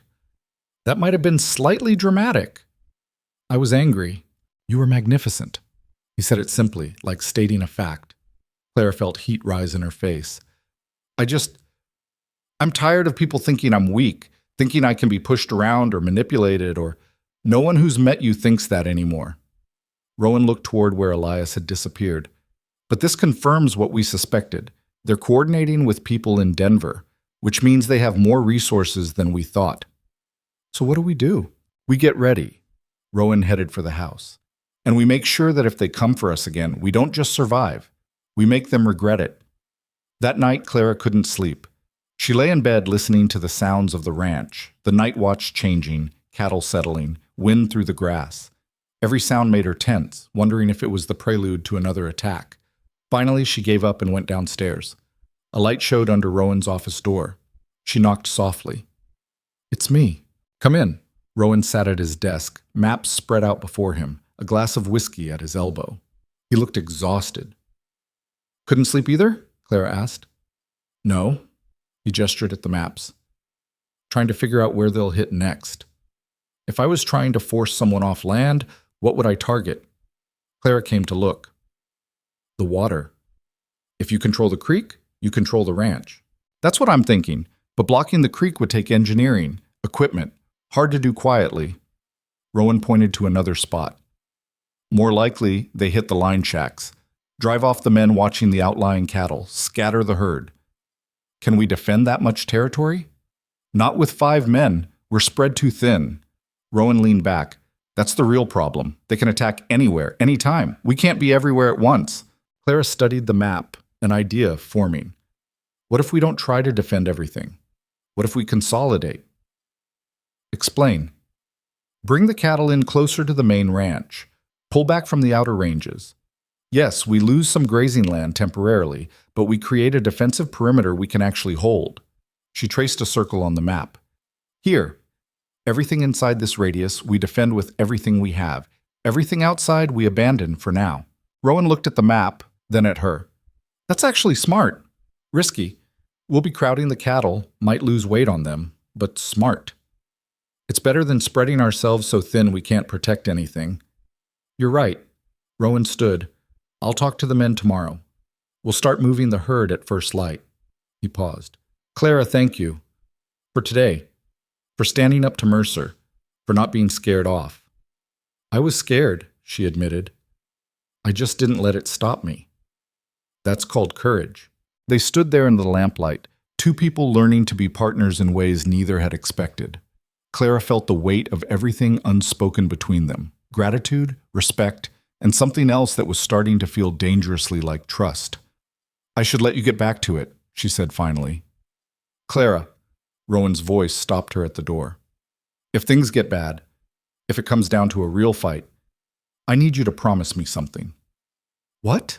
That you'll run. Get to Catherine's, or town, somewhere safe. Don't try to be a hero. Clara looked at him steadily. I'll promise that if you promise the same thing. That's different. This is my ranch. Our ranch, Clara corrected. That's what marriage means, remember? Partnership. She crossed her arms.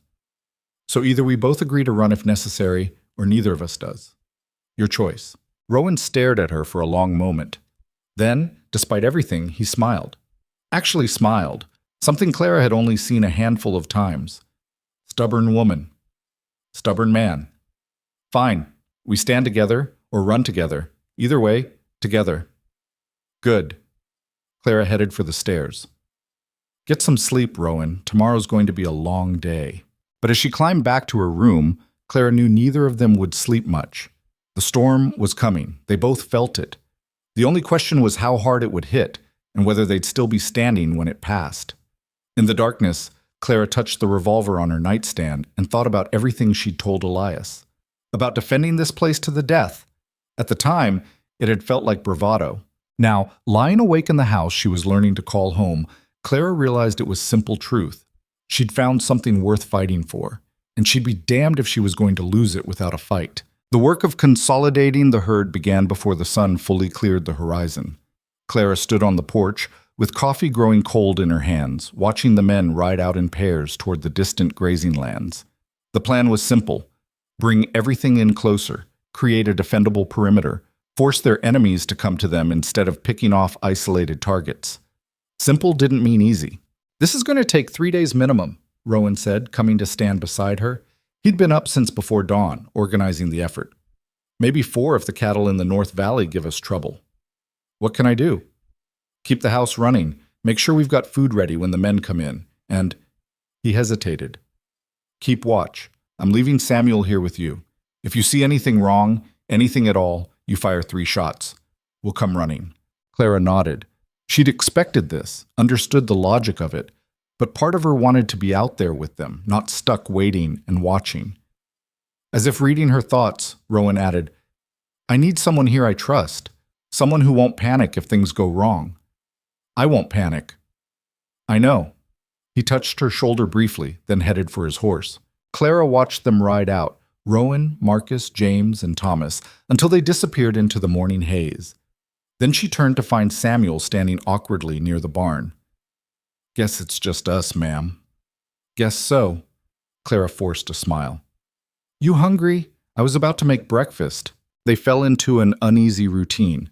Samuel took up position on the porch with his rifle while Clara worked inside, but she kept the windows open and her own revolver close. Every sound made her tense. Every bird taking flight might be a warning. By midday, the first group of cattle appeared on the horizon, maybe 40 head, with Marcus and Thomas driving them toward the near corrals. Clara helped open gates, watched the animals file through, dusty and irritable from the move. "First batch," Marcus said, wiping sweat from his face. "Boss wants us to get some rest, then head back out for another run. There's stew on the stove, and coffee." The men ate quickly, then sprawled on the bunkhouse beds for a few hours of sleep before heading out again. This was how it would go, Clara realized. Round-the-clock work, everyone exhausted, until they'd pulled in every head of cattle from the outer ranges. She was washing dishes when Samuel called out from the porch. "Rider coming, just one." Clara grabbed her revolver and joined him. A single horseman approached at an easy trot, hands visible and empty. As he got closer, Clara recognized him, one of Catherine Ashford's men, the one who'd been at the gate when she'd visited. "Mrs. Hale," the man said, touching his hat brim. "Mrs. Ashford sent me with a message. She heard about your barn. Wanted you to know she's had trouble too, lost 6 head of cattle last night, and her north fence was cut in 3 places. Is she all right?"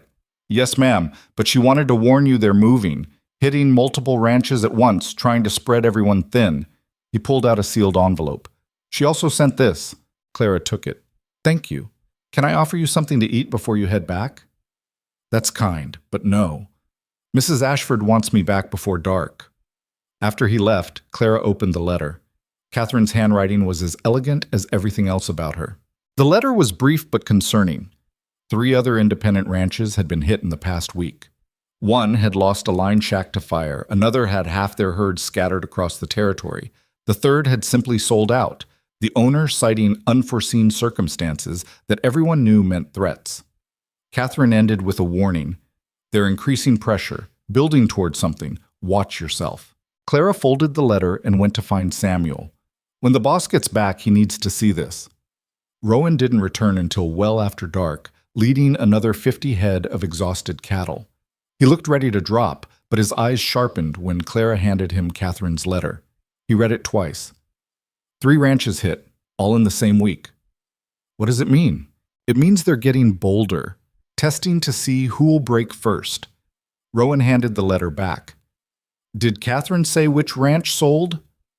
"The Bennett place, I think." "That's 20 miles north of here.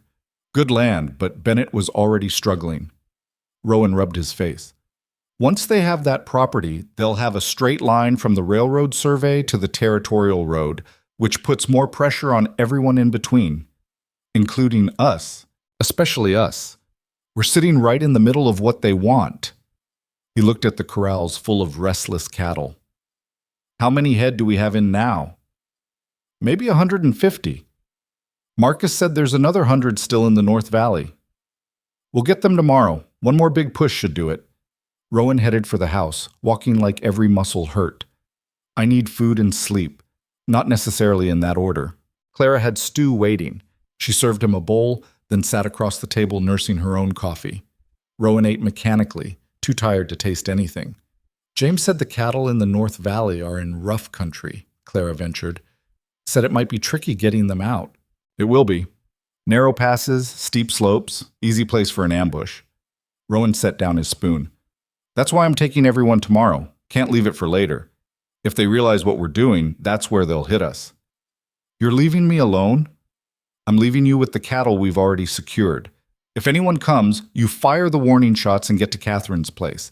Don't try to defend against a real attack. Clara wanted to argue, but she understood the math.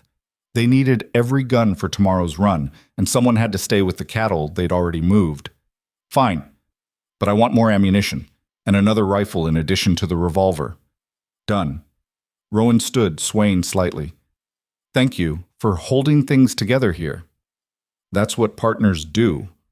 He paused at the doorway. Clara, if tomorrow goes wrong, if we don't make it back, don't. I need to say this. If something happens to me, the ranch is yours. I put it in writing with Judge Morrison when we got married. Everything's in your name, too. They can't force you off without going through the courts, which gives you time to sell to Catherine or someone you trust. You won't be left with nothing.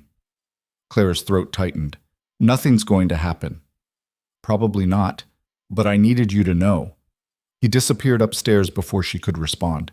Clara sat alone in the kitchen for a long time, listening to the house settle, the cattle lowing softly in the corrals. She thought about what Rowan had said, making sure she'd be protected even if he wasn't there. It was the kind of practical planning that defined him, but underneath it was something else. Care. The kind you showed people who mattered. She cleaned up the dishes, checked that all the doors were locked, and went to her own room. But sleep wouldn't come. She kept seeing scenarios play out in her mind. Ambushes in narrow passes, gunfire in the mountains, Rowan not coming back. Around midnight, she heard footsteps in the hall, then a soft knock on her door. Clara? You awake? She opened the door. Rowan stood there in his undershirt and pants, looking exhausted and uncertain in equal measure. Can't sleep either? She asked. No. He ran a hand through his hair. I keep thinking about tomorrow, all the ways it could go wrong. Me too. They stood there in the dim hallway, two people bound together by circumstances and choices, learning to depend on each other in ways that were starting to feel necessary. Do you want to come in? Clara asked. Just to talk. I know. Rowan entered carefully, like he was afraid of breaking something. Clara lit a lamp and they sat in the two chairs by the window, the same window where she'd watched stars on her first night here. Tell me about your daughter, Clara said quietly. If you want to. Rowan was silent for so long she thought he wouldn't answer. Then, her name was Emma. She was 6 when she died. Had her mother's eyes and a laugh that could fill this whole valley. His voice was steady, but quiet. She was afraid of thunder, used to crawl into bed between me and Sarah whenever it stormed. What was Sarah like? Practical. Smart. She could outshoot most men and wasn't afraid to prove it. A ghost of a smile. You remind me of her sometimes, not in looks, but in stubbornness, that refusal to back down. Is that why you asked me to stay? Partly, but also because you were sitting by that creek looking like the world had ended, and you still had enough fight in you to be angry about it. That kind of strength doesn't break easy. He looked at her. I needed that. Still need it. Clara reached across the space between their chairs and took his hand. You have it. For as long as you want it. Rowan's fingers tightened around hers. They sat like that until the sky started lightening outside, not talking, just being present with each other. Finally, Rowan stood. I should get ready. We're leaving at first light. Be careful tomorrow. Always am. He paused at the door. Clara, thank you for listening. After he left, Clara dressed quickly and went down to start breakfast. The men appeared one by one, all of them quiet and tense. They knew today was dangerous. Rowan laid out the plan while they ate. We go in as a group, sweep the North Valley, and drive everything out together. No splitting up, no heroics. We get the cattle, and we get out. What if we run into trouble? Marcus asked. Then we fight our way out. But we don't go looking for it. Rowan looked around the table. Everyone clear? Nods all around. Clara walked them out to their horses. She'd given each man extra ammunition, made sure they had water and some food. She tried not to think about how this felt like sending soldiers off to war. Rowan was last to mount. He looked down at her and something unspoken passed between them. Come back, Clara said simply. Plan to. He turned his horse toward the mountains. Let's move out. Clara watched them disappear into the dawn, then turned to face the empty ranch. Just her and 150 head of cattle and a loaded rifle. She spent the morning maintaining the appearance of normal work, fed the chickens, tended the vegetable garden someone had planted behind the house and mostly neglected, checked the water supply. Every few minutes, she'd stop and scan the horizon. Nothing. By noon, her nerves were stretched tight. She made herself eat something, though the food tasted like sawdust. Checked her guns for the 10th time, waited. The attack came mid-afternoon. Clara was in the house when she heard it. Horses, multiple riders, coming fast from the south. She grabbed her rifle and ran to the window. 6 men, all armed, riding straight for the ranch. Her hands shook as she fired 3 shots into the air. The signal. Then she took up position at the front window, rifle ready. The riders slowed as they approached the house, spreading out in a loose semicircle. She recognized the leader, Garrett, the man who'd come weeks ago claiming to represent the Cattlemen's Association. Mrs. Hale, he called out, we need to talk. Talk from where you are, Clara shouted back. Now that's not very neighborly. We just want to discuss a business proposition. I said talk from there. Garrett made a show of sighing. Fine. Have it your way. We represent some interests who'd like to make your husband a very generous offer for this property. More than it's worth, honestly. Not interested. You haven't heard the offer yet. Don't need to. The ranch isn't for sale. See? That's the problem. Garrett dismounted slowly. Because one way or another, this land is changing hands. You can take the generous offer and walk away rich. Or you can be stubborn and, well, accidents happen on ranches all the time. Fires, stampedes, people getting trampled. Clara's finger tightened on the trigger. That's close enough. Garrett stopped, hands spread. No need for violence, ma'am. We're just having a conversation. No, you're making threats. And now you're leaving. Or what? You'll shoot me? Garrett laughed. You ever even killed a man, Mrs. Hale? Not yet, but I'm willing to learn. Something in her voice must have convinced him. Garrett's expression hardened. You're making a mistake. Last chance, take the money and go. Last chance, Clara echoed. Get off my land before I put a bullet in you. They stared at each other across the dusty yard. Clara's heart hammered so hard she thought it might burst, but she kept the rifle steady. Finally, Garrett smiled. All right, we tried it the civilized way. He turned to his men. Burn the house. Everything happened fast. The riders spurred forward. Clara fired, the shot going wide in her panic. She levered another round, fired again. This time one of the horses screamed and went down, throwing its rider. Gunfire erupted from multiple directions. Clara ducked as bullets shattered the window above her head. Glass rained down. She scrambled to another window, fired blindly, just trying to keep them back. Then she heard something that made her blood freeze, the crackle of flames. They'd thrown torches onto the roof. Smoke began filtering through the ceiling. Clara knew she had maybe minutes before the house became a death trap. But if she ran outside, they'd shoot her down. She was trapped. Clara moved to the back of the house, kicked open the rear door, and fired at the nearest rider. He went down, clutching his leg. She ran for the barn, bullets kicking up dirt at her heels. Made it inside, slammed the door, and barred it. Her hands shook so badly she could barely reload. Outside, Garrett was shouting orders. Burn that too, burn everything. Clara looked around frantically. The barn was full of hay and dry wood. If they torched it, she'd suffocate from smoke before she burned. Then she heard it. Distant thunder. No, not thunder. Hoofbeats. Lots of them. Through a gap in the barn wall, she saw riders pouring over the ridge. Rowan and the ranch hands coming at a full gallop. They must have heard her warning shots and turned back. Garrett's men saw them too. For a moment they hesitated, caught between the barn and the approaching riders. "Fall back!" Garrett shouted. "Move!" But they'd waited too long.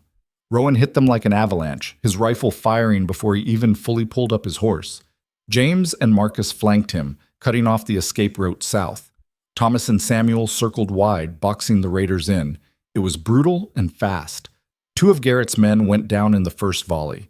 A third tried to run and took a bullet in the back. Garrett himself wheeled his horse, firing wildly, but Marcus's shot took him in the shoulder and he toppled from the saddle. Then it was over. Clara stumbled out of the barn, legs shaking. The house was burning, flames consuming the roof, smoke pouring from the windows. But she was alive. Rowan dismounted before his horse stopped moving and ran to her. "Are you hurt?" "No, the house. Forget the house." He gripped her shoulders, looking her over for injuries. "Did they touch you?" "No, I got to the barn, but Rowan, the house can be rebuilt." He pulled her against his chest, holding tight. "You can't." Over his shoulder, Clara saw the men securing the surviving raiders. Garrett was on the ground, bleeding from his shoulder, cursing steadily. 2 of his men were dead. The others were being tied up. "We need to move," James said, approaching. "That smoke's visible for miles. They've got more men nearby." "Load everyone up," Rowan ordered. "We're going to Catherine's place. Now." "What about the cattle? Drive them ahead of us. We'll sort it out once we're somewhere defensible." Rowan kept one arm around Clara. "Can you ride?" "Yes." "Then let's move." The next hour was chaos. They managed to beat back the flames enough to save part of the house, the kitchen and 1 bedroom mostly intact, the rest gutted. They rounded up what supplies they could salvage, loaded the prisoners onto horses, and started driving the cattle north toward the Ashford Ranch. Clara rode beside Rowan, still shaking with adrenaline. Every time she closed her eyes, she saw Garrett's men riding toward her, saw the torches arcing through the air. "You did good," Rowan said quietly. "Held them off until we got there." "I was terrified." "Courage isn't not being afraid, it's being afraid and doing it anyway." He glanced at her. "You shot one of them." "In the leg. I was aiming for his chest." "Still counts." They rode in silence for a while, then Clara asked, "Did you get the cattle from the North Valley?" "Yeah, whole herds ahead of us, about 250 head total." Rowan's jaw tightened. "They knew we'd be gone. That's why they hit when they did. Someone's watching us. Or someone's talking. Either way." He stopped, shaking his head. "We'll figure it out. Right now, we just need to get somewhere safe." Catherine Ashford met them at her gates with 20 armed men. She took one look at the burning smell clinging to their clothes, the tied-up prisoners, the exhausted faces, and said simply, "Inside. All of you." Her ranch hands helped corral the cattle, while Catherine led the humans to the main house. She had hot food waiting, clean water, beds for everyone who needed them. "Tell me everything," she said once they were settled in her dining room. Rowan laid it out. The consolidation plan, the attack on Clara, the fight that followed. Catherine listened without interruption, her expression growing grimmer. When he finished, she turned to Garrett, who'd been dumped in a chair with his shoulder roughly bandaged. "Who sent you?" "Go to hell." Catherine nodded to one of her men, who grabbed Garrett's wounded shoulder and squeezed. Garrett screamed. "Who sent you?" she repeated. The Development Corporation," Garrett gasped. "They hired us. Said to clear out the holdout ranchers, whatever it took." "Names." "I don't know names. We get orders through a man in Helena. That's all I know, I swear." Catherine released him. "Lock them in the root cellar. We'll deal with them tomorrow." After the prisoners were removed, Catherine poured whiskey for everyone. "This is war now. They're not even pretending otherwise." "No," Rowan agreed. "The question is what we do about it." "We hit back," Clara said. Everyone turned to look at her. "They burned our house. They tried to kill me. If we just sit here defending, they'll keep coming. We need to go on offense." "And do what?" Marcus asked. "Find the man in Helena. Make him tell us who's really behind this. Get evidence we can take to the territorial authorities." "That's dangerous," James said. More dangerous than waiting for them to burn us out one ranch at a time. Clara looked around the table. We know they're coordinating from Helena. We know they're hiring guns. If we can prove it, if we can connect it to the development corporation publicly, they'd have to back off or risk federal investigation, Catherine finished. She looked impressed. That's actually smart. It's also risky as hell, Rowan said. Helena's 3 days' ride. We'd be walking into their territory. Then we don't walk in like targets. Clara leaned forward. We go in quiet. Find this contact. Get what we need. Get out. Catherine swirled her whiskey. I might know someone who can help. A lawyer in Helena who's been asking questions about the development corporation. He's tried to get information for other ranchers who've been pressured. Can you trust him? Rowan asked. As much as I trust anyone. Catherine set down her glass. I'll send a wire tomorrow. Set up a meeting, but someone's going to have to go there in person. I'll go, Clara and Rowan said simultaneously. They looked at each other. I should go, Rowan said. You'll be safer here with Catherine. They already tried to kill me, Clara countered. I'm a target either way, and 2 people asking questions looks less suspicious than 1. She's right, Catherine said. A married couple looking into property matters raises fewer flags than a lone rancher demanding answers. Rowan clearly didn't like it, but he couldn't argue the logic. Fine, but we take James with us, 3 riders, all armed. When do we leave? Clara asked. Tomorrow, early. Rowan stood. Tonight we rest. Tomorrow, we end this. Catherine showed them to a guest room. 1 room, 1 bed. The first time since their marriage they'd be sharing sleeping quarters. I can take the floor, Rowan said immediately. Don't be stupid. The bed's big enough. Clara was too tired to be awkward about it. She kicked off her boots and climbed under the covers, not even bothering to change. Rowan hesitated, then did the same, staying carefully on his side. They lay there in the darkness, both wide awake despite their exhaustion. Thank you, Rowan said finally. For today? For holding them off. Thank you for coming back. Always will. He shifted slightly. Clara, about tomorrow. If things go wrong in Helena, they won't.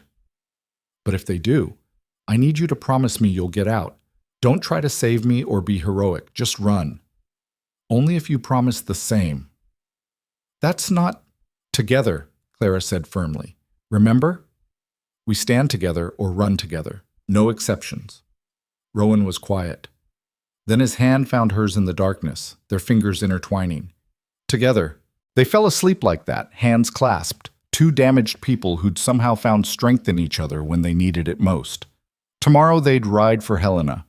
Tomorrow they'd risk everything to get the evidence they needed.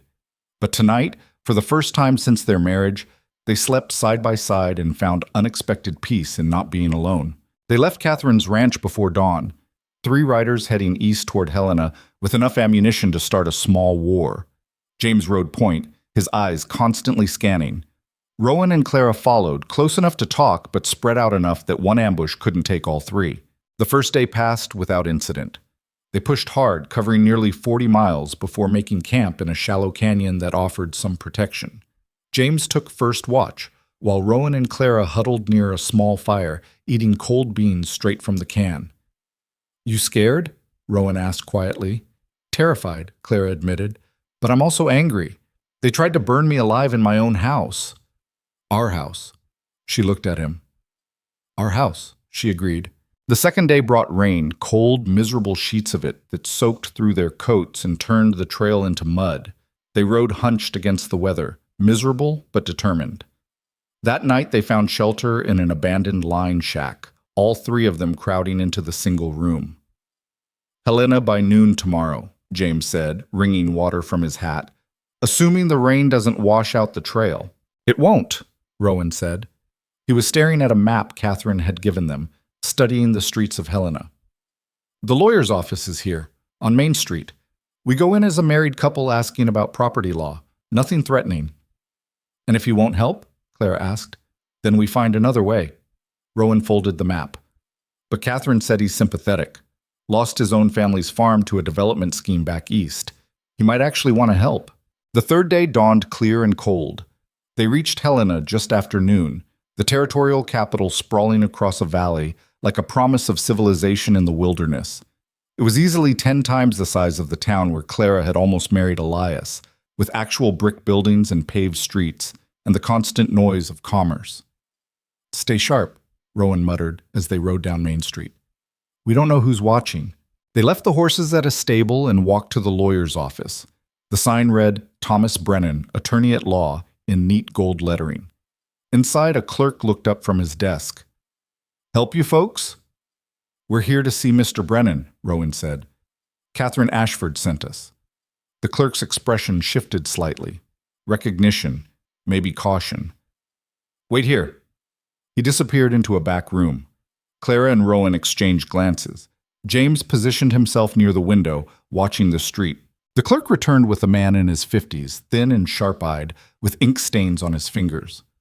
"I'm Thomas Brennan. You're the people Catherine wired about." "Yes, sir," Clara said. "We need to talk about the Western Territory Development Corporation." Brennan's eyes narrowed. He glanced at his clerk. "Take lunch. Don't come back for an hour." Once they were alone, Brennan locked the door and pulled the shades. "How much do you know?" "We know they're buying up ranch land, sometimes forcibly," Rowan said. "We know they're backed by railroad money, and we know they're hiring men to intimidate and attack anyone who won't sell." "Do you have proof of the attacks?"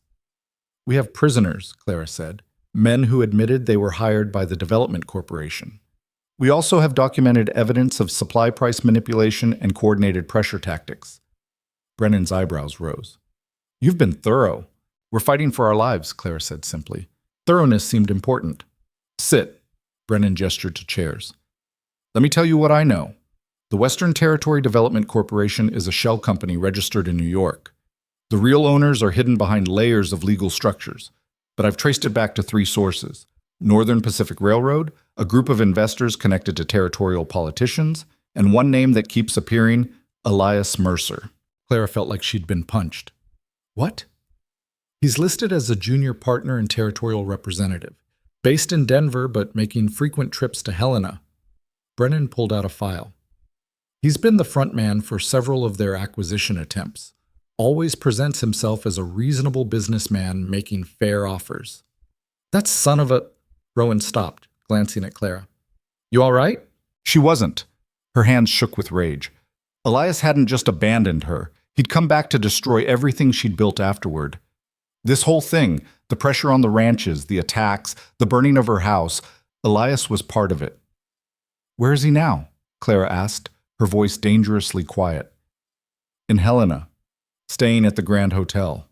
Brennan looked concerned. "Mrs. Hale, I can see what you're thinking. Don't. Confronting him directly won't help." "Then what will?" "Evidence, testimony. A case strong enough that the territorial governor can't ignore it." Brennan tapped his file. "I've been collecting information for months, but I need someone willing to go on record. Someone who can testify to the intimidation, the violence, the coordination."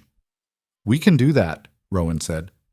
"Can you prove the attacks were ordered by the Development Corporation? Direct connection, not just hired guns claiming they worked for them." Clara thought about Garrett, rotting in Catherine's root cellar. "The man who tried to burn our house said he received orders through a contact in Helena. He didn't know names, but he knew the meeting place." "Where?" "He didn't say, but—" Clara paused, an idea forming. "He might tell us if we asked the right way." Brennan looked wary. "What are you proposing?" "We have one of their hired men. If we can get him to reveal who his contact is, we could catch them in the act, get direct proof of the connection." "That's dangerous," James said from his position by the window. "You'd be walking into a meeting between criminals." "Not if we bring the law with us," Clara said. She looked at Brennan. "The territorial marshal. Would he act if we handed him proof?" "Marshal Hendricks is honest but cautious. He won't move without ironclad evidence." Brennan considered. "But if you could get documented proof of conspiracy, witness testimony, maybe even catch them in the act of ordering violence, yes, he'd have to act." "Then that's what we do." Clara stood. "We go back to Catherine's, we make Garrett talk, and we set a trap." "Clara," Rowan started. "Unless you have a better idea?" He didn't. None of them did. They left Brennan's office with a plan forming. The lawyer would contact Marshal Hendricks quietly, prepare him for potential evidence. Meanwhile, Clara, Rowan and James would return to Catherine's ranch and extract the information they needed from Garrett. Walking back to the stable, Clara noticed a familiar figure leaving the Grand Hotel. Elias, dressed in expensive clothes that screamed Eastern money, laughing with two other men in suits. She stopped dead. Rowan followed her gaze and his hand dropped to his gun. "Don't." "I'm not going to shoot him," Clara said, though part of her wanted to. "I just want him to see me." Before Rowan could stop her, she stepped into the street. "Elias." He turned and the color drained from his face. "Clara, what are you? You shouldn't be here." "Why?" "Because your friends tried to burn me alive last week?" She walked toward him, aware of people stopping to watch. "Tell me, were you there when they planned it? Did you help them decide the best way to kill a woman you once claimed to love?" "I don't know what you're talking about," but his eyes shifted, guilty. "The Western Territory Development Corporation. You're part of it. You sent men to destroy our ranch." "Clara, listen. It's just business, nothing personal." The same words from his letter. "If you'd just taken the offer we sent—" "The offer came after the attacks," Clara said coldly. "You tried to terrorize us into selling. When that didn't work, you tried to kill us." One of Elias's companions stepped forward. "Ma'am, I think you're confused. Mr. Mercer is a legitimate businessman. Mr. Mercer is a coward who hires thugs to do his dirty work." Clara didn't raise her voice, but every word cut. "But here's what he didn't count on. I'm still alive. My husband's still alive. And we're going to make sure everyone knows exactly what the Development Corporation really is." "You can't prove anything," Elias said, but he looked nervous. "Watch me." Clara turned and walked back to where Rowan and James waited. Behind her, she heard Elias calling her name, but she didn't stop. "That was stupid," Rowan said when she reached them. "Maybe, but now he knows we're here. He'll be scared. Scared people make mistakes. Or they get desperate and do something even worse. Then we'd better move fast." They rode hard back to Catherine's ranch, covering in 2 days what had taken 3 on the way out. Catherine met them with news. Garrett had been talking, trying to bargain for better treatment. "He's scared," Catherine said. "Knows his employers won't protect him. I think he'll deal if you offer him the right trade." They brought Garrett up from the root cellar. He looked haggard, his wounded shoulder poorly healed, but his eyes were sharp with survival instinct. "You want to live?" Rowan asked bluntly. "Obviously." "Then tell us how to find your contact in Helena, the man who gives you orders." Garrett laughed bitterly. "You think he'll just let me walk away if I rat him out?" "You think we'll let you walk away if you don't?" Clara leaned forward. "Here's the situation. You're facing charges for arson, attempted murder, and conspiracy. That's a hanging offense. But if you cooperate, give us what we need to take down the people who hired you. The lawyer we talked to thinks he can get you reduced charges. Prison instead of a noose." "How do I know you're not lying?" "You don't," Clara said simply. "But what choice do you have?" Garrett was quiet for a long time. Finally, "His name's William Cross, former Army captain. Now he does enforcement work for Development Corporation. We meet at a warehouse on the east side of Helena, 3rd Wednesday of every month." "That's tomorrow," James said. "Yeah." Garrett looked at them. "You're really going after them?" "Yes," Clara said. "Then you're either brave or stupid. Cross doesn't work alone. And the people backing him, they've got money, power, connections. You're just ranchers." "We're ranchers who refuse to die quietly," Rowan said. "That's going to have to be enough." They sent word to Brennan, who contacted Marshal Hendricks. The plan was simple. Garrett would go to the meeting as scheduled, wearing a wire and with lawmen positioned outside. They'd catch Cross in the act of ordering violence, get testimony connecting him to the Development Corporation, and use that to force a full investigation. Simple didn't mean safe. The night before they left for Helena again, Clara couldn't sleep. She found Rowan on Catherine's porch, staring out at the dark valley. "Thinking about tomorrow?" she asked. "Thinking about everything." He glanced at her. "About how 6 weeks ago you were a stranger by a creek, and now you're riding into danger with me because we're too stubborn to quit. That's what marriage is, apparently." "Is it?" Rowan turned to face her fully. "Because we've never really talked about what this is, what we are to each other." Clara's heart beat faster. "What do you think we are?" "I think we started as a bargain, 2 people making a practical arrangement." He stepped closer. "But somewhere along the way, It became real, at least for me. Rowan, I'm not asking for anything you're not ready to give. I just need you to know what we have. It matters to me. You matter to me. He touched her face gently. And if tomorrow goes wrong, I needed to say that. Clara reached up and covered his hand with hers. It matters to me too. You matter to me. She took a breath. I don't know if it's love yet, but it's something real and important and worth fighting for. That's enough, Rowan said quietly. Then he leaned down and kissed her. It was gentle and tentative and nothing like the passionate romance of storybooks. It was two people learning to trust each other, finding unexpected connection in the ruins of their previous lives. When they pulled apart, Clara rested her forehead against his. Come back tomorrow, she whispered. Both of us. Together. Together, he agreed. The warehouse district of Helena was a maze of wooden buildings and muddy alleys on the city's eastern edge. Marshal Hendricks and 3 deputies positioned themselves in an abandoned freight office across from the meeting place. Clara, Rowan, and James waited with them, armed and tense. Garrett went in alone, a wire hidden under his shirt that would carry his conversation to a listening device Brennan had acquired from a telegraph operator. The technology was new and unreliable, but it was all they had. They watched through grimy windows as Garrett entered the warehouse. Minutes crawled past. Then they heard voices through the wire, crackling and faint but audible. You're late. A man's voice, hard and military precise. Cross. Had trouble getting away. The ranchers are asking questions. Let them ask. By next month, half of them will be gone. We've got approval to move on the Ashford place. Clara's hands clenched. Catherine. When? Garrett asked. 2 weeks. Full assault. She's got too many men for the usual tactics, so we're bringing in professionals. 40 guns minimum. We take the ranch, eliminate resistance, make it look like a range war. Cross's voice was matter-of-fact, discussing murder like a business transaction. The railroad needs that land cleared by spring. And payment? Same as always, $500 per man, bonus if there's casualties on the other side. Marshal Hendricks looked at his deputies. That's enough. Move. Everything happened fast. The lawmen burst from the freight office, guns drawn. Clara and the others followed at a distance, hearts pounding. They hit the warehouse hard. Cross tried to fight, but he was outnumbered and outgunned. Within minutes, he and 2 bodyguards were on the ground, hands bound. Garrett emerged, pale but alive. We good? You're good, Hendricks said. Get him out of here. But Cross was laughing, even with the deputy's knee in his back.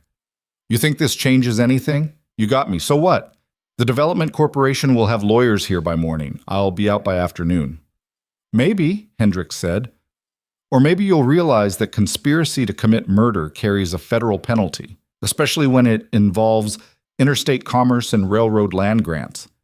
That wiped the smile off Cross's face. See, my friend at the territorial governor's office has been very interested in your employers, Hendricks continued. Now we've got you on record ordering the massacre of American citizens to seize private property. That's not just territorial law, that's federal. They hauled Cross and his men to the Helena jail.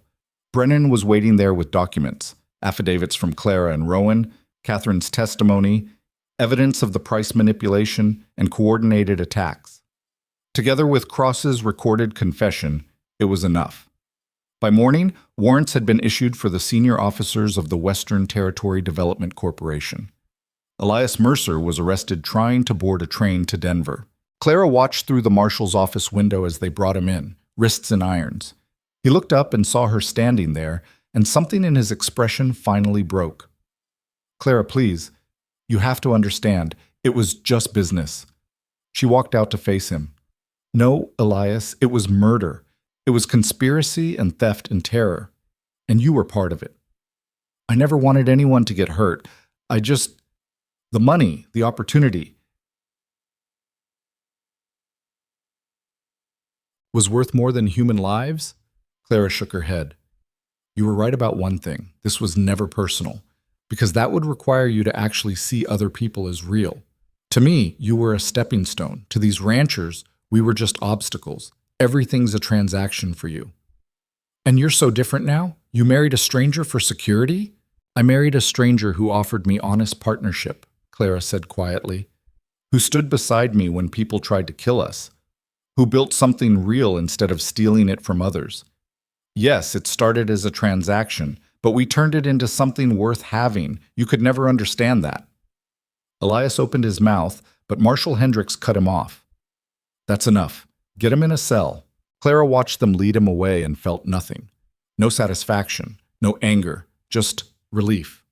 This chapter was finally closing. Rowan appeared at her elbow. "It's done." "Is it?" "Brennan says the territorial governor is launching a full investigation. Every property the Development Corporation acquired under questionable circumstances will be reviewed. The railroad's backing off. They don't want federal scrutiny." He smiled slightly. "We won, Clara." "We survived," she corrected. "That's not quite the same thing." "No, but it's enough." They left Helena the next day, riding back toward the valley that was home. Catherine met them at her gates with news. The remaining hired guns had scattered when word spread about Cross's arrest. The pressure on the independent ranchers had evaporated overnight. "It's over," Catherine said, embracing Clara. "Really over." "For now," Clara said. "There'll be others. There always are. Let them come. We know how to fight now." They returned to Iron Hollow to find Marcus, Thomas, and Samuel had been busy. The house was partially rebuilt, new timber framing the burnt sections, the roof patched, the kitchen fully restored. "Figured you'd want a home to come back to," Marcus said, grinning. "It ain't perfect, but it's standing." Clara looked at the house, scarred and imperfect but still there, and felt tears threaten. "It's perfect." Over the following weeks, they rebuilt. Not just the house, but the ranch, the routines, the sense of normal life. The cattle thrived on the consolidated grazing land. The accounts Clara had reorganized showed increasing profits. Slowly, Iron Hollow began to feel less like a defensive position and more like an actual home. 3 months after Helena, Catherine rode over with an invitation. "I'm organizing a meeting of all the independent ranchers.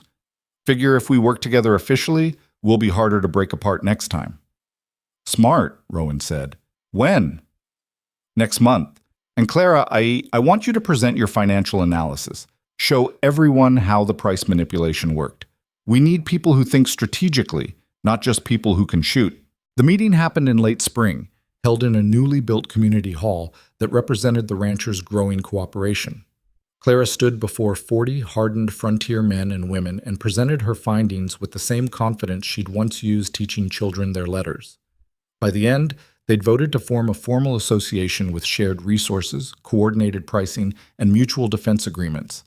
It wouldn't stop every threat, but it would make them harder to pick off one by one. Walking back to their wagon afterward, Rowan took Clara's hand. "You were impressive in there." "I was terrified." "Didn't show." He helped her up onto the seat. "Catherine's right, about needing people who think strategically. You've got a mind for this, Clara. For organizing, planning, seeing patterns." "You saying I should go into politics?"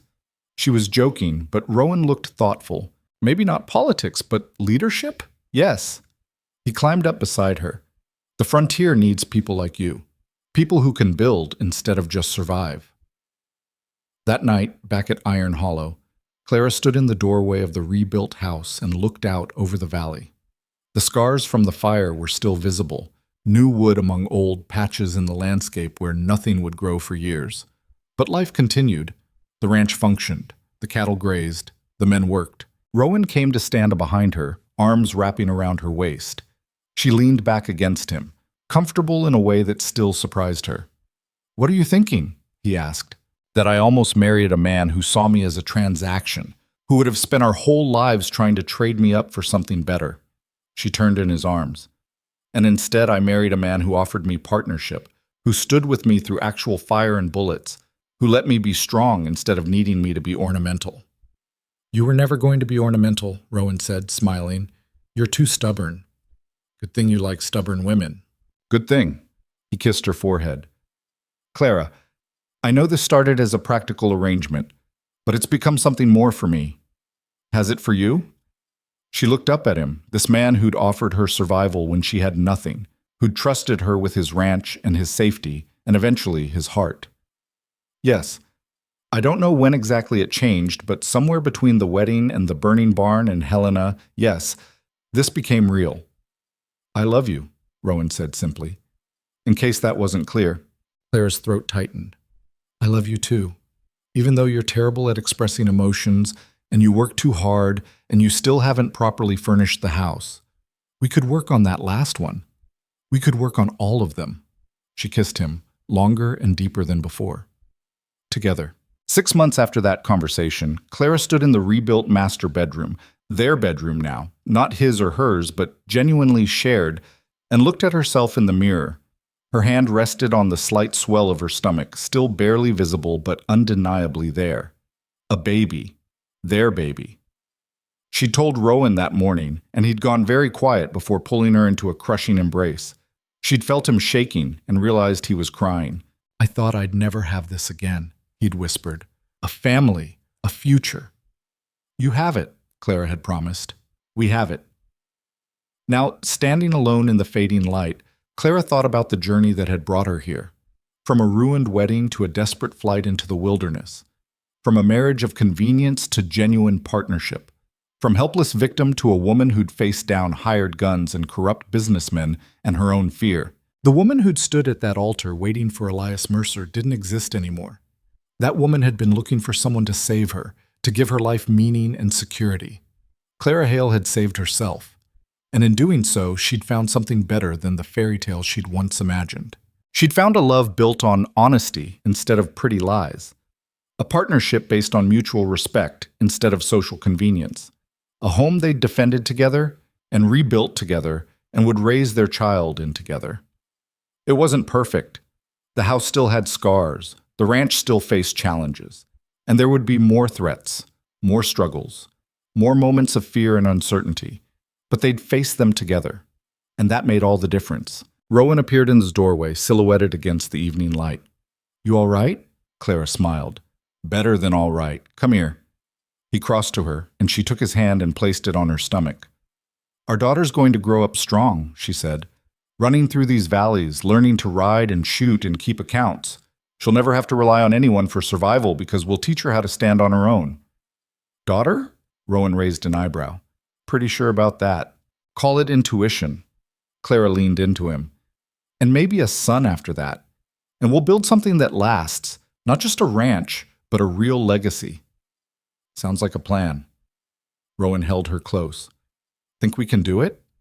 Clara looked out the window at the valley spreading into darkness, at the land they'd fought for and nearly died defending, at the future waiting to unfold. We've survived everything else, she said. I think we can handle this. Outside, the Montana sky blazed with stars, infinite and unchanging.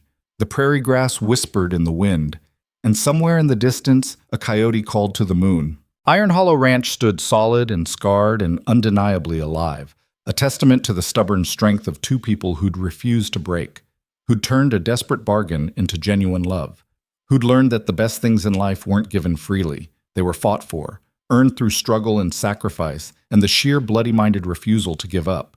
Clara Hale had been abandoned at the altar and left for dead in the wilderness, but she'd survived. More than that, she'd thrived. She'd found strength she never knew she possessed. She'd discovered that real love wasn't about romance and pretty words, but about standing beside someone through fire and fear and fighting for a future together.